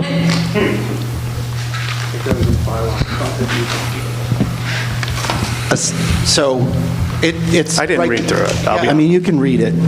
No, I can't. It's specified in the bylaw. Can you just paraphrase for me? What I'm trying to tell you is, Mike, I haven't read it. Okay. But I'm asking you what it is so I can be informed. All right, may I use some examples? Huh? Yeah. The current examples. So, Mr. Pease, do you mind if I use your business as an example? So if a request came to Adam's office or whatever designated sign officer, we just talked about that, we can have delegates. That sign would be, for Pease Orchard, that would be evaluated and approved based on whatever he's requesting it. Okay, but give me an example of something that couldn't be put up there, that you would probably say no to. I can give you one. Okay. So if you're running for an office, Yep. Board of Selectmen maybe, you're not putting one. We've never been able to, never in all the history I've been in town. Okay. So that kind of stuff, probably, I agree with Mike. I don't see that anything is going to come of this. I think that we need a process in place because several of us at one point over the year got complaints there were too many signs on our common. We took them all off. And then we tried to work with the business owners in town and come up with a bylaw so we can control what's going out there and that there's not too many I get all at that. the same time. That's all this is about. And I fundamentally agree with you, but it's what that process is, that you're not telling the voters what the process you're going to use to say yes or no to a sign. I don't have, sorry. I know, but don't so have the it's a policy chicken and written egg. that backs this up. I was coming up with the legal precedent first. And I think what this gentleman said about First Amendment issues is you could put yourself in a precarious spot. And we would not make a decision that was going to put the town in jeopardy without advising town council. Okay, thank you all for your information, I appreciate it. Thank you. Thank you, Tom. Okay. Go ahead, please. I can't. Candace Graves, 90 Queen Lake Road, Templeton's Park and Rec one of the commissioners. I just wanted to let you know that I believe that on the properties that the Parks and Rec control, we would have to actually develop our own policy based on what would happen. So this, I don't believe, would come in tuition onto Gilman Waite or any of our parks that we control unless we vote to accept it. Is that what we have to do? Is my question. It's actually a question. Anyone have an answer to that? So, will Parks and Rec, will we have to actually vote on to agree to this as one of our policies under control aspects of? We would delegate that authority. Can I ask the town council, is that how that works? Will we have to, bring it to our board and vote on it if this was to be passed tonight? Hold on, he's going to give you an answer. Tom Harrington, Town Council. So this covers all town property regardless of the board that controls it, but the select board can delegate that authority to your board for your land. Okay. I just wanted to make sure. Thank you.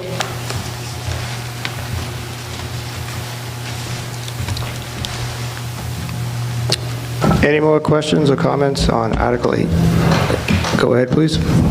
Michael Weatherby, 26 Red Fox Crossing. I think this would be directed to town council. As far as the enforcement goes and the fines, is there an appeal process that would be in place if a fine is levied against somebody? And what would be the evidentiary standard as to proof that they actually placed the sign?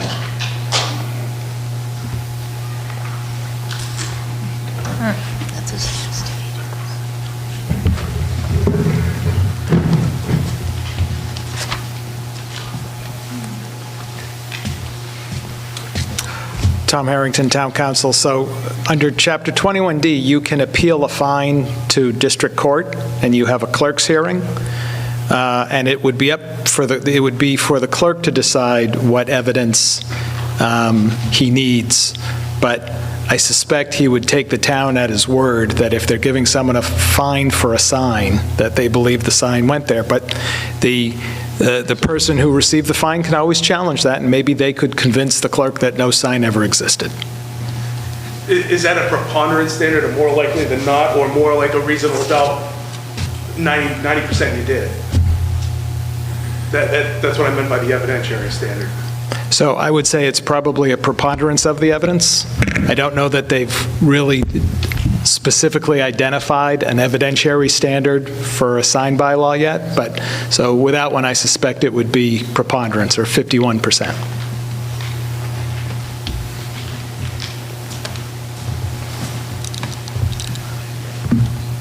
Any more questions or comments on Article 8?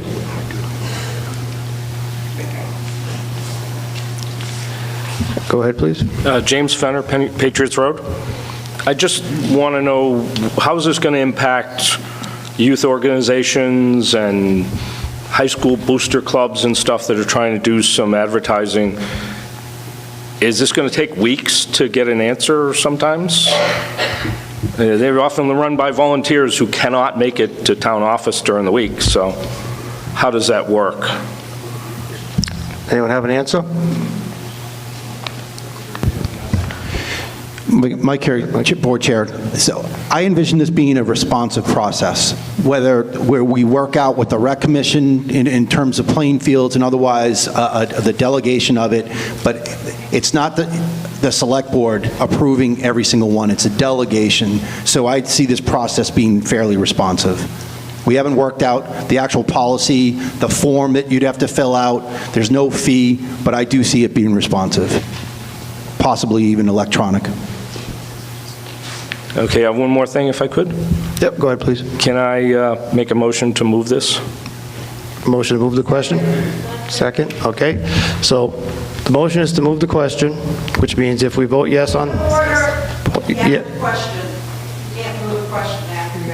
Okay, well, is there any more questions or comments on Article 8? Mr. Moderator. Yes. Tim Toth, Vice Chair, Select Board. I've heard a number of folks ask, what is the dispute process? I will draw your attention to page 13, the last sentence of the second paragraph above section 240-18, that reads, in the event of a dispute, decisions may be appealed to the Select Board for final approval or disapproval. That said, we cannot write a policy until we have a bylaw in place to craft the policy from. This is a procedural process. We need to create the bylaw so we can move forward. And I think we're getting caught up in the minutia, and everybody's getting caught up in the emotions of the signs and where they're going to be, but we're missing the spirit and intent of the work that went in behind this to present it to you. Okay. Any more questions or comments on Article 8? Okay, we're going to go to vote. All in favor of Article 8, say yes. Yes. All opposed, say no. No. Okay, that article failed at 7:57.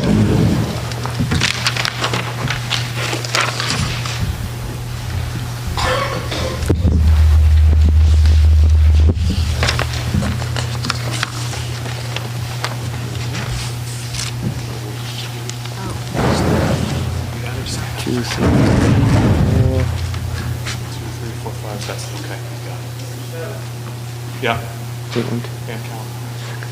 Okay. All right. Could I get the three people who were so generous to help us on counting to come back up and help again, please? Thank you. You can let them count all at once. What's that? What do you mean? Have everyone stand. Oh, everyone stand. Okay, so what we're going to do is you all have the same aisle, and what we'll do is everyone who wants to vote yes on Article 8, please stand in all the sections, and then you guys can just go and count each section.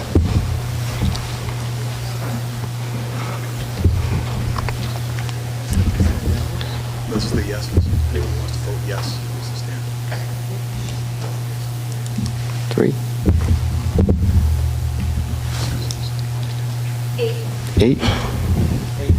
8. Advisory? No yeses on advisory. Over here, yeses?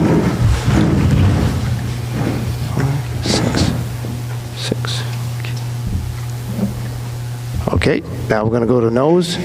Everyone out in the audience, please stand up if you're voting no on Article 8. 2.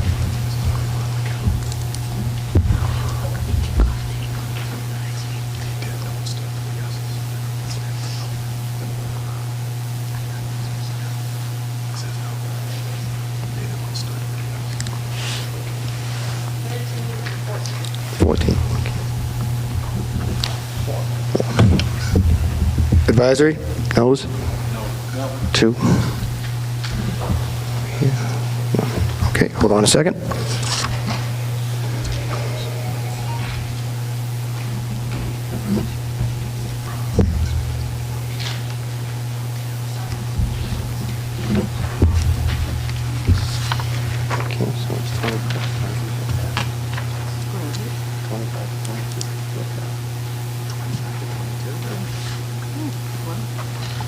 Okay, good call by the audience. So this article passed 25 to 22 at 8 o'clock.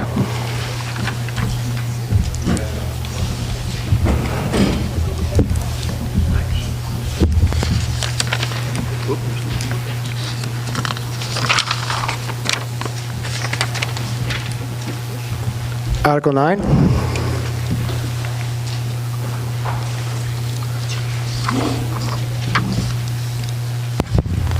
Mr. Moderator, Article 9. I move to amend Article 1, Section 28-6 of the General Bylaws entitled Departmental Revolving Funds by making certain additions to subsection E as follows. Established of the several departmental accounts, the authorized departmental revolving accounts are as follows. Revolving fund name, Salt Brine Production System Fund. Programs and purposes of fund, purpose, installation, operation, and maintenance of Brine Master 3000. Departmental receipts to be credited to fund receipts from Winchendon and Hubbardston pursuant to intermunicipal agreement. Officer authorized to expend from fund. Department of Public Services Director. Did I miss a part of that? No. Fiscal years FY 2024 and subsequent fiscal years. Seconded. Advisory? Advisory votes yes on this article. Okay. Open up the floor to questions or comments on Article 9.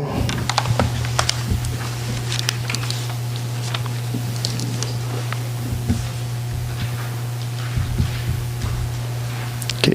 Any questions or comments on Article 9? All right. We're going to go to vote on Article 9. All in favor say yes. Yes. All opposed say no. Okay, that article passed unanimously at 8:02.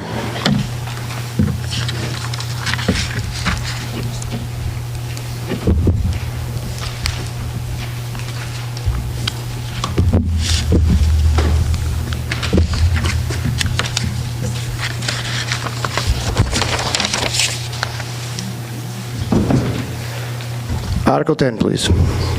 Mr. Moderator, Article 10, I move to set the annual spending limit of the Salt Brine Production System Revolving Fund at $25,000. Can I get a second? Motion. Thank you. Advisory? Advisory voted yes on this article. Okay, I'm going to open up the floor to questions and comments on Article 10.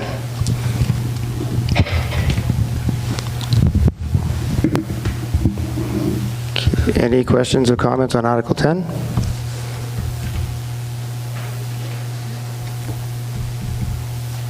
Okay, we're going to go to vote on Article 10. All in favor say yes. Yes. All opposed say no. Okay, that article passed unanimously at 8:03.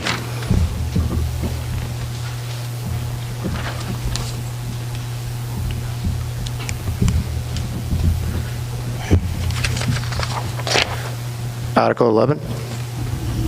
Mr. Moderator, Article 11, Baldwinville School, I move to pass over Article 11. Okay. Second that motion. That motion. Advisory?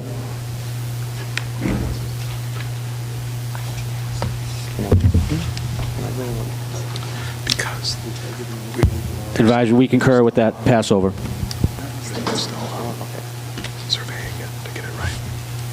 Okay, so if you're looking at voters, Article 11's in there. We're looking to pass it over.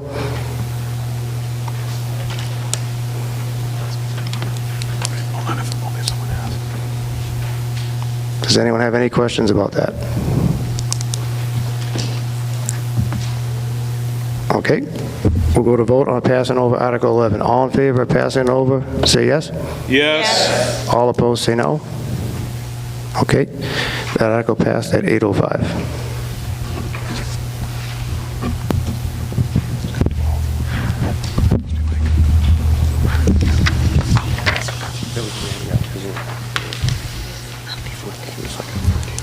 Article 12. Mr. Moderator, Article 12, transfer control of Houghton Park, submitted by the Select Board on behalf of the Parks and Recreation Commission, 2/3 vote required.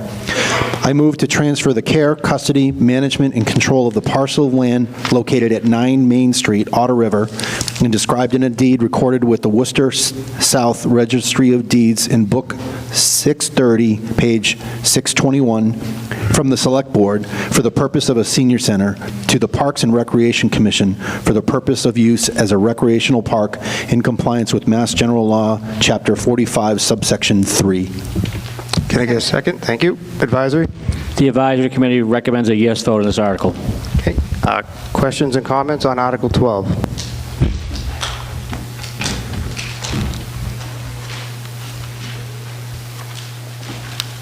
Okay, any questions or comments on Article 12? All right, this is a 2/3 vote. So we'll go for I'll try a regular vote and see what happens. All in favor say yes. Yes. All opposed say no. Okay, that passed unanimously at 8:06.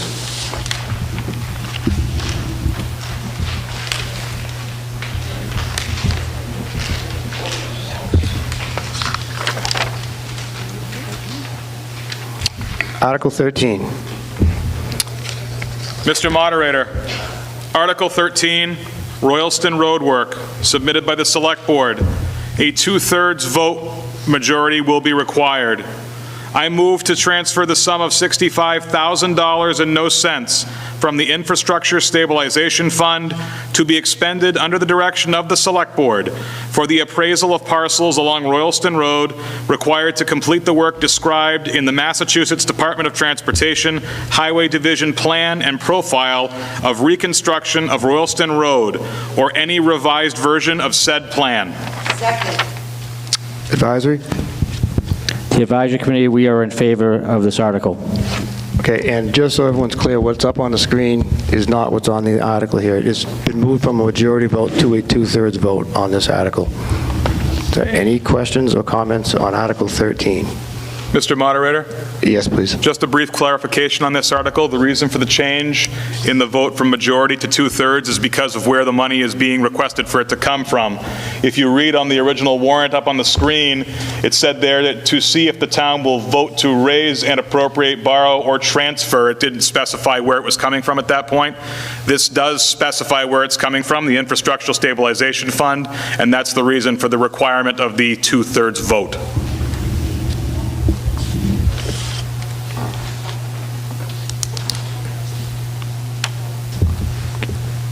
Any questions on Article 13?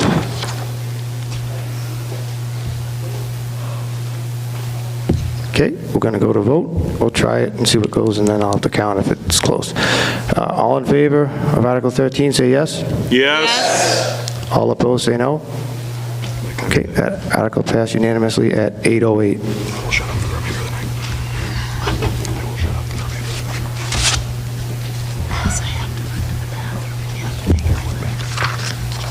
Article 14. Can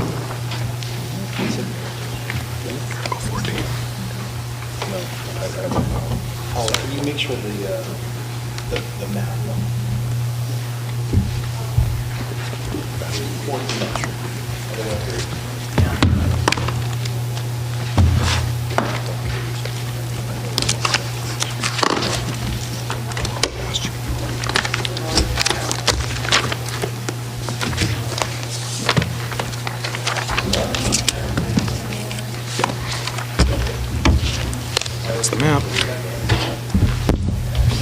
Mr. Moderator, Article 14, Vernon Street land acquisition, submitted by the Select Board, 2/3 vote required. I move to authorize the Select Board to take all steps necessary to acquire by purchase, gift, or eminent domain for road widening purposes a certain parcel of land situated on the southeasterly side of Baldwinville Road at the northerly side of Vernon Street in Templeton, part of Worcester County, Massachusetts, bounded and described as follows. Looking for the description on the screen. Do I have to read the whole thing? Oh, my God. All right, beginning at, here we go with my knowledge of minutes and seconds. Beginning at a point at the southwesterly corner thereof at the intersection of Baldwinville Road and Vernon Street, thence north 16 degrees 18 by 10 east by the southeasterly side of Baldwinville Road, 130.79 feet to a highway bound, thence by said Baldwinville Road, north 17 degrees 9 minutes 20 seconds east, 12.25 feet to an iron pipe at land of Milagro di Erazo, thence north 79 degrees 16 minutes 43 seconds east by said land of Erazo, 48.69 feet to a point, thence by a curve to the left having a radius of 955.37 feet, an arc length of 118.30 feet to an iron pin at land of Taylor Marie Borgo and Kevin Andrew Goslin, thence south 32 degrees 9 minutes 38 seconds west by land of Borgoat and Goslin, 37.82 feet to an iron pin at the corner of land of Brittany and Capone, then south 16 degrees 47 minutes 37 seconds east by land of Capone, 111.09 feet to a point on the northerly side of Vernon Street, thence south 73 degrees 12 minutes 23 seconds west by the northerly side of Vernon Street, 123.64 feet to an angle in the street, then south 89 degrees 12 minutes 23 seconds west by the northerly side of Vernon Street, 96.35 feet to the southeasterly side of Baldwinville Road and the place of beginning, containing 25,197 square feet, being shown on a plan of surveyed for the town of Templeton, November 7th, 2013, by Soak surveyors, on such terms as the Select Board shall deem to be in the best interests of the town, and to transfer from certified free cash of $5,000 and no cents for the purpose of such acquisition to be expended under the direction of the town administrator. Second that motion. Advisory? The Advisory Committee, we are in favor of this article. All right, I'd like to open up questions and comments on Article 14.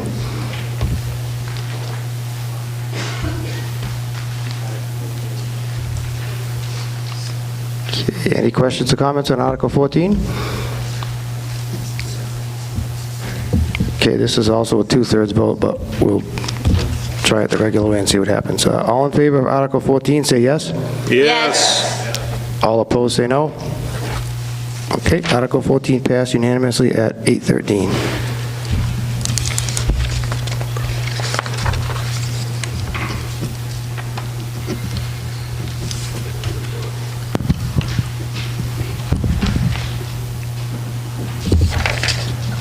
Article 15.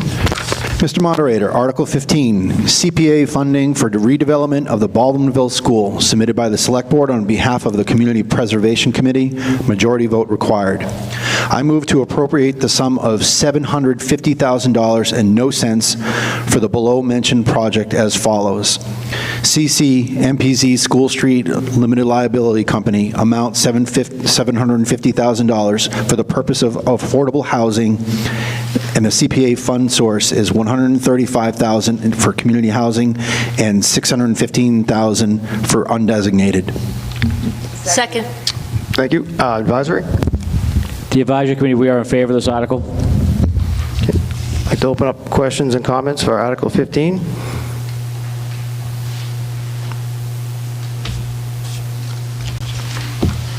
Okay, any questions or comments on Article 15? Okay, we're going to go to vote. All in favor of Article 15, say yes. Yes. All opposed, say no. Okay, that article passed unanimously at 8:14.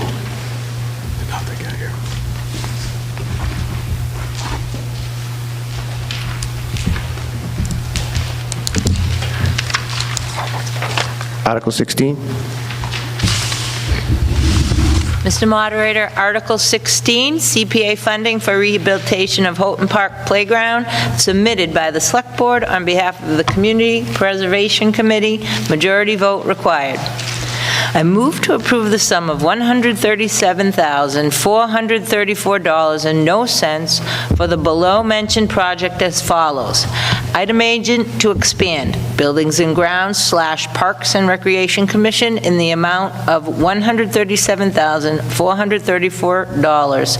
Purpose, rehab Houghton Park Playground.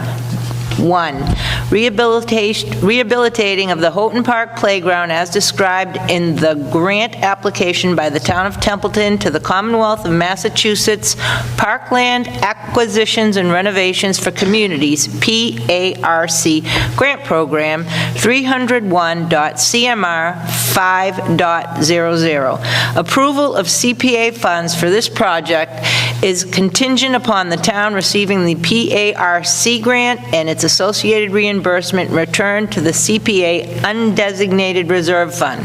CPA fund / source, $41,230 open space, $96,204 undesignated. Seconded. Okay, advisory? The Advisory Committee, we are in favor of this article.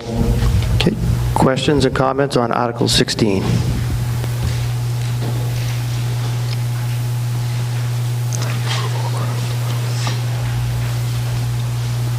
Go ahead, please. Candace Graves, 90 Queen Lake Road, Templeton. I just wanted to thank everybody. I know it's probably not appropriate for helping with putting together this park grant.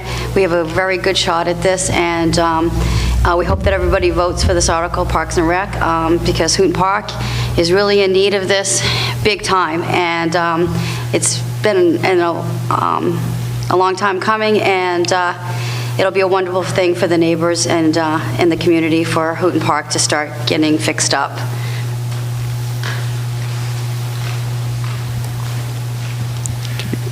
Any more questions or comments on Article 16? Okay, we'll go to vote. All in favor of Article 16, say yes. Yes. All opposed, say no. Okay, that passed unanimously at 8:17.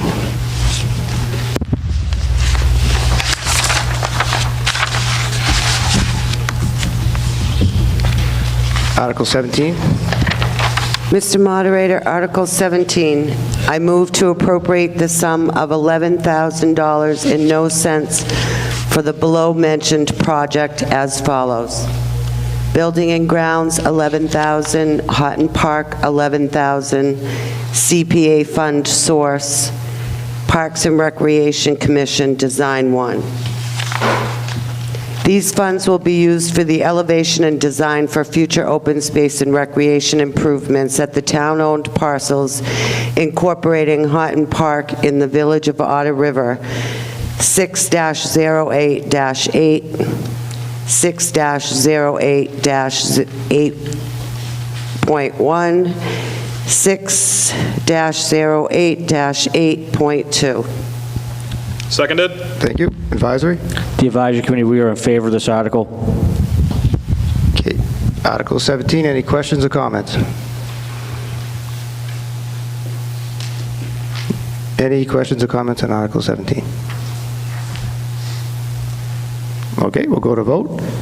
All in favor of... What? Let me say something. Okay, we'll go to vote on Article 17. All in favor, say yes. Yes. All opposed, say no. Okay, Article 17 passed at 8:19 unanimously.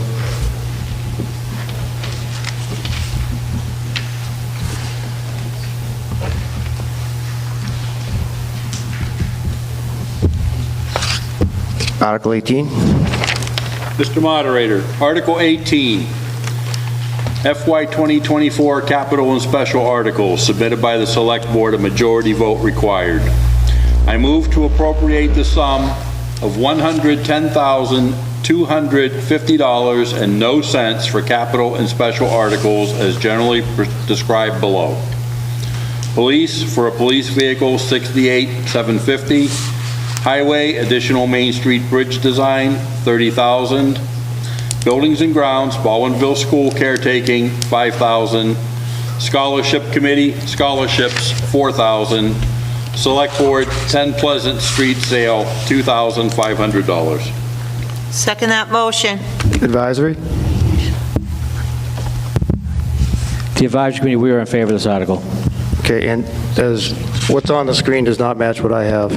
So the 125,000 is crossed out, and it's 110,250, and that money came from the treasurer collector tax title work for 15,000 is taken out, just so everyone's clear of the number change. Any questions or comments on Article 18?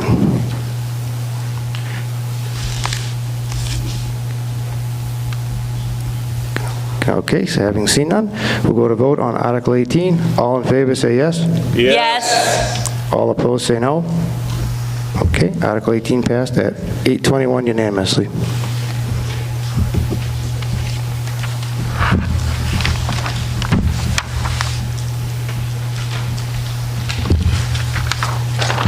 Article 19. Mr. Moderator, Article 19, deposit to the opioid stabilization, submitted by the Select Board, a majority vote required. I move to appropriate the sum of $7,416.39 to make a deposit into the opioid abatement stabilization fund, and to meet said appropriation by a transfer of said sum from certified free cash. Second. Advisory? The advisory committee, we voted in favor of this article. Any questions or comments on Article 19?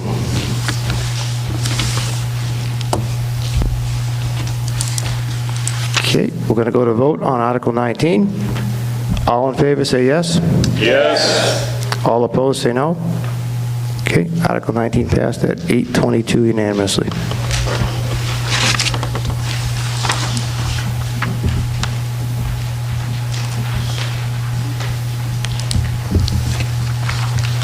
Article 20.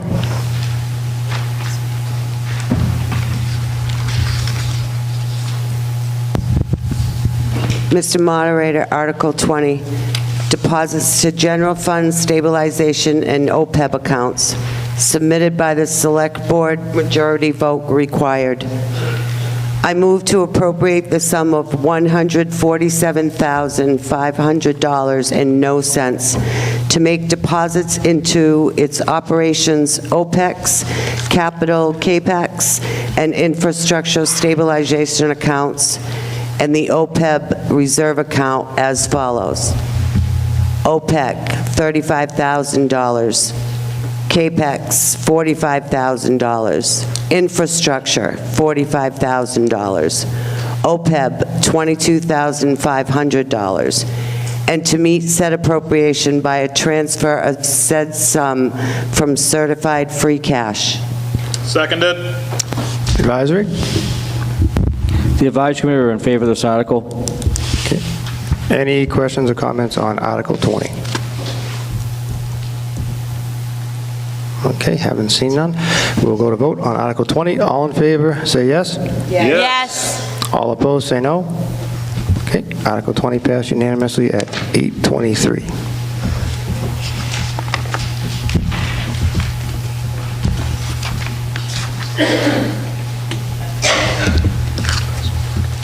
Article 21. Mr. Moderator, Article 21, sewer debt authorization, submitted by the Select Board on behalf of the Sewer Commissioners, 2/3 vote required. I move to appropriate the sum of $2,200,000 for the purposes of financing the replacement of the Crotty Avenue Sewer Pumping Station, including, without limitation, all costs thereof as defined in Section 1 of Chapter 29C of the General Laws, that to meet this appropriation, the town treasurer, with the approval of the Board of Selectmen, is authorized to borrow $2,200,000 and to issue bonds or notes thereof under Chapter 44 or Chapter 29 of the general laws as most recently amended, and that such bonds or notes are expected to be paid from Sewer Department Enterprise Fund revenues, the sewer receipts, but nevertheless shall be general obligation of the town of Templeton, and that any federal or state grants awarded prior to the issuance of bonds will be used to reduce the amount by the town of Templeton. Seconded. Thank you. Advisory? The Advisory Committee, we are in favor of this article. Okay. Any questions or comments on Article 21?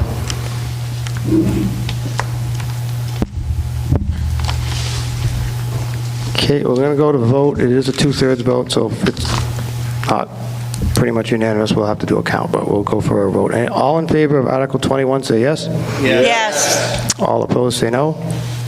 Okay, that article passed unanimously at 8:25.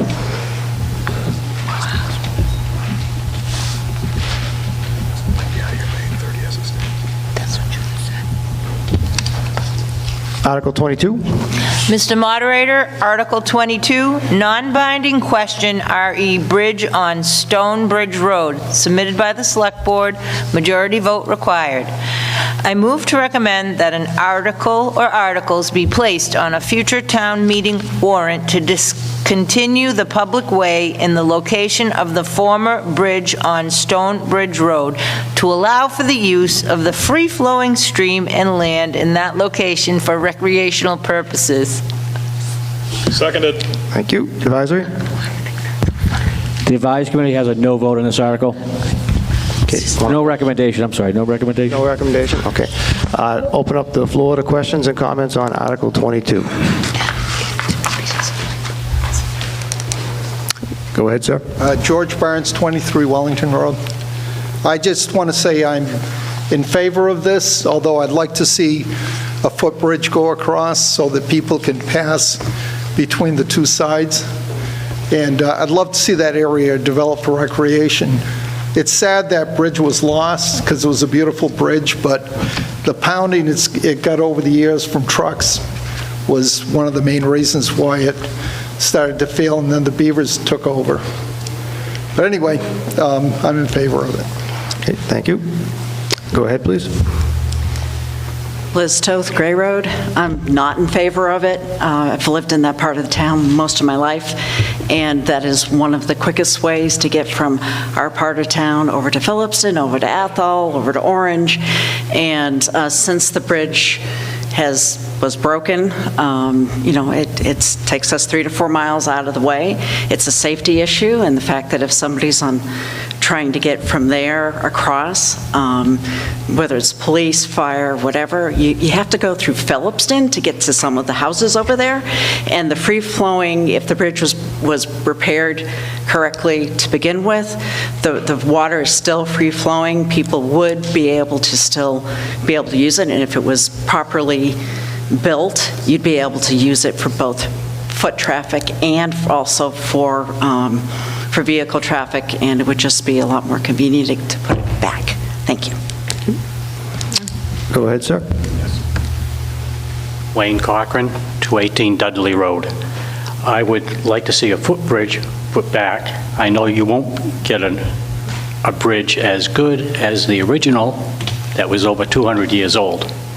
It's too bad that it was ruined by heavy truck traffic, but I was there when it was torn out, and it was not a fun sight to see. But a footbridge would make it a much nicer area for people to walk through. Thank you.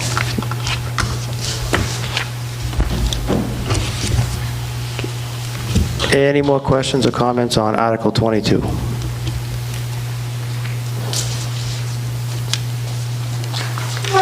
Okay, we're going to go to vote on Article 22. All in favor, say yes. Yes. All opposed, say no. No. Article 22 failed at 8:29. Which means the bridge is going to have to be redone.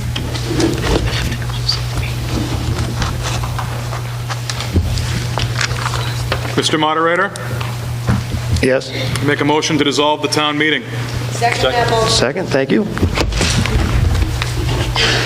This meeting is now adjourned. Thank you, everyone. Isn't that the vote on that?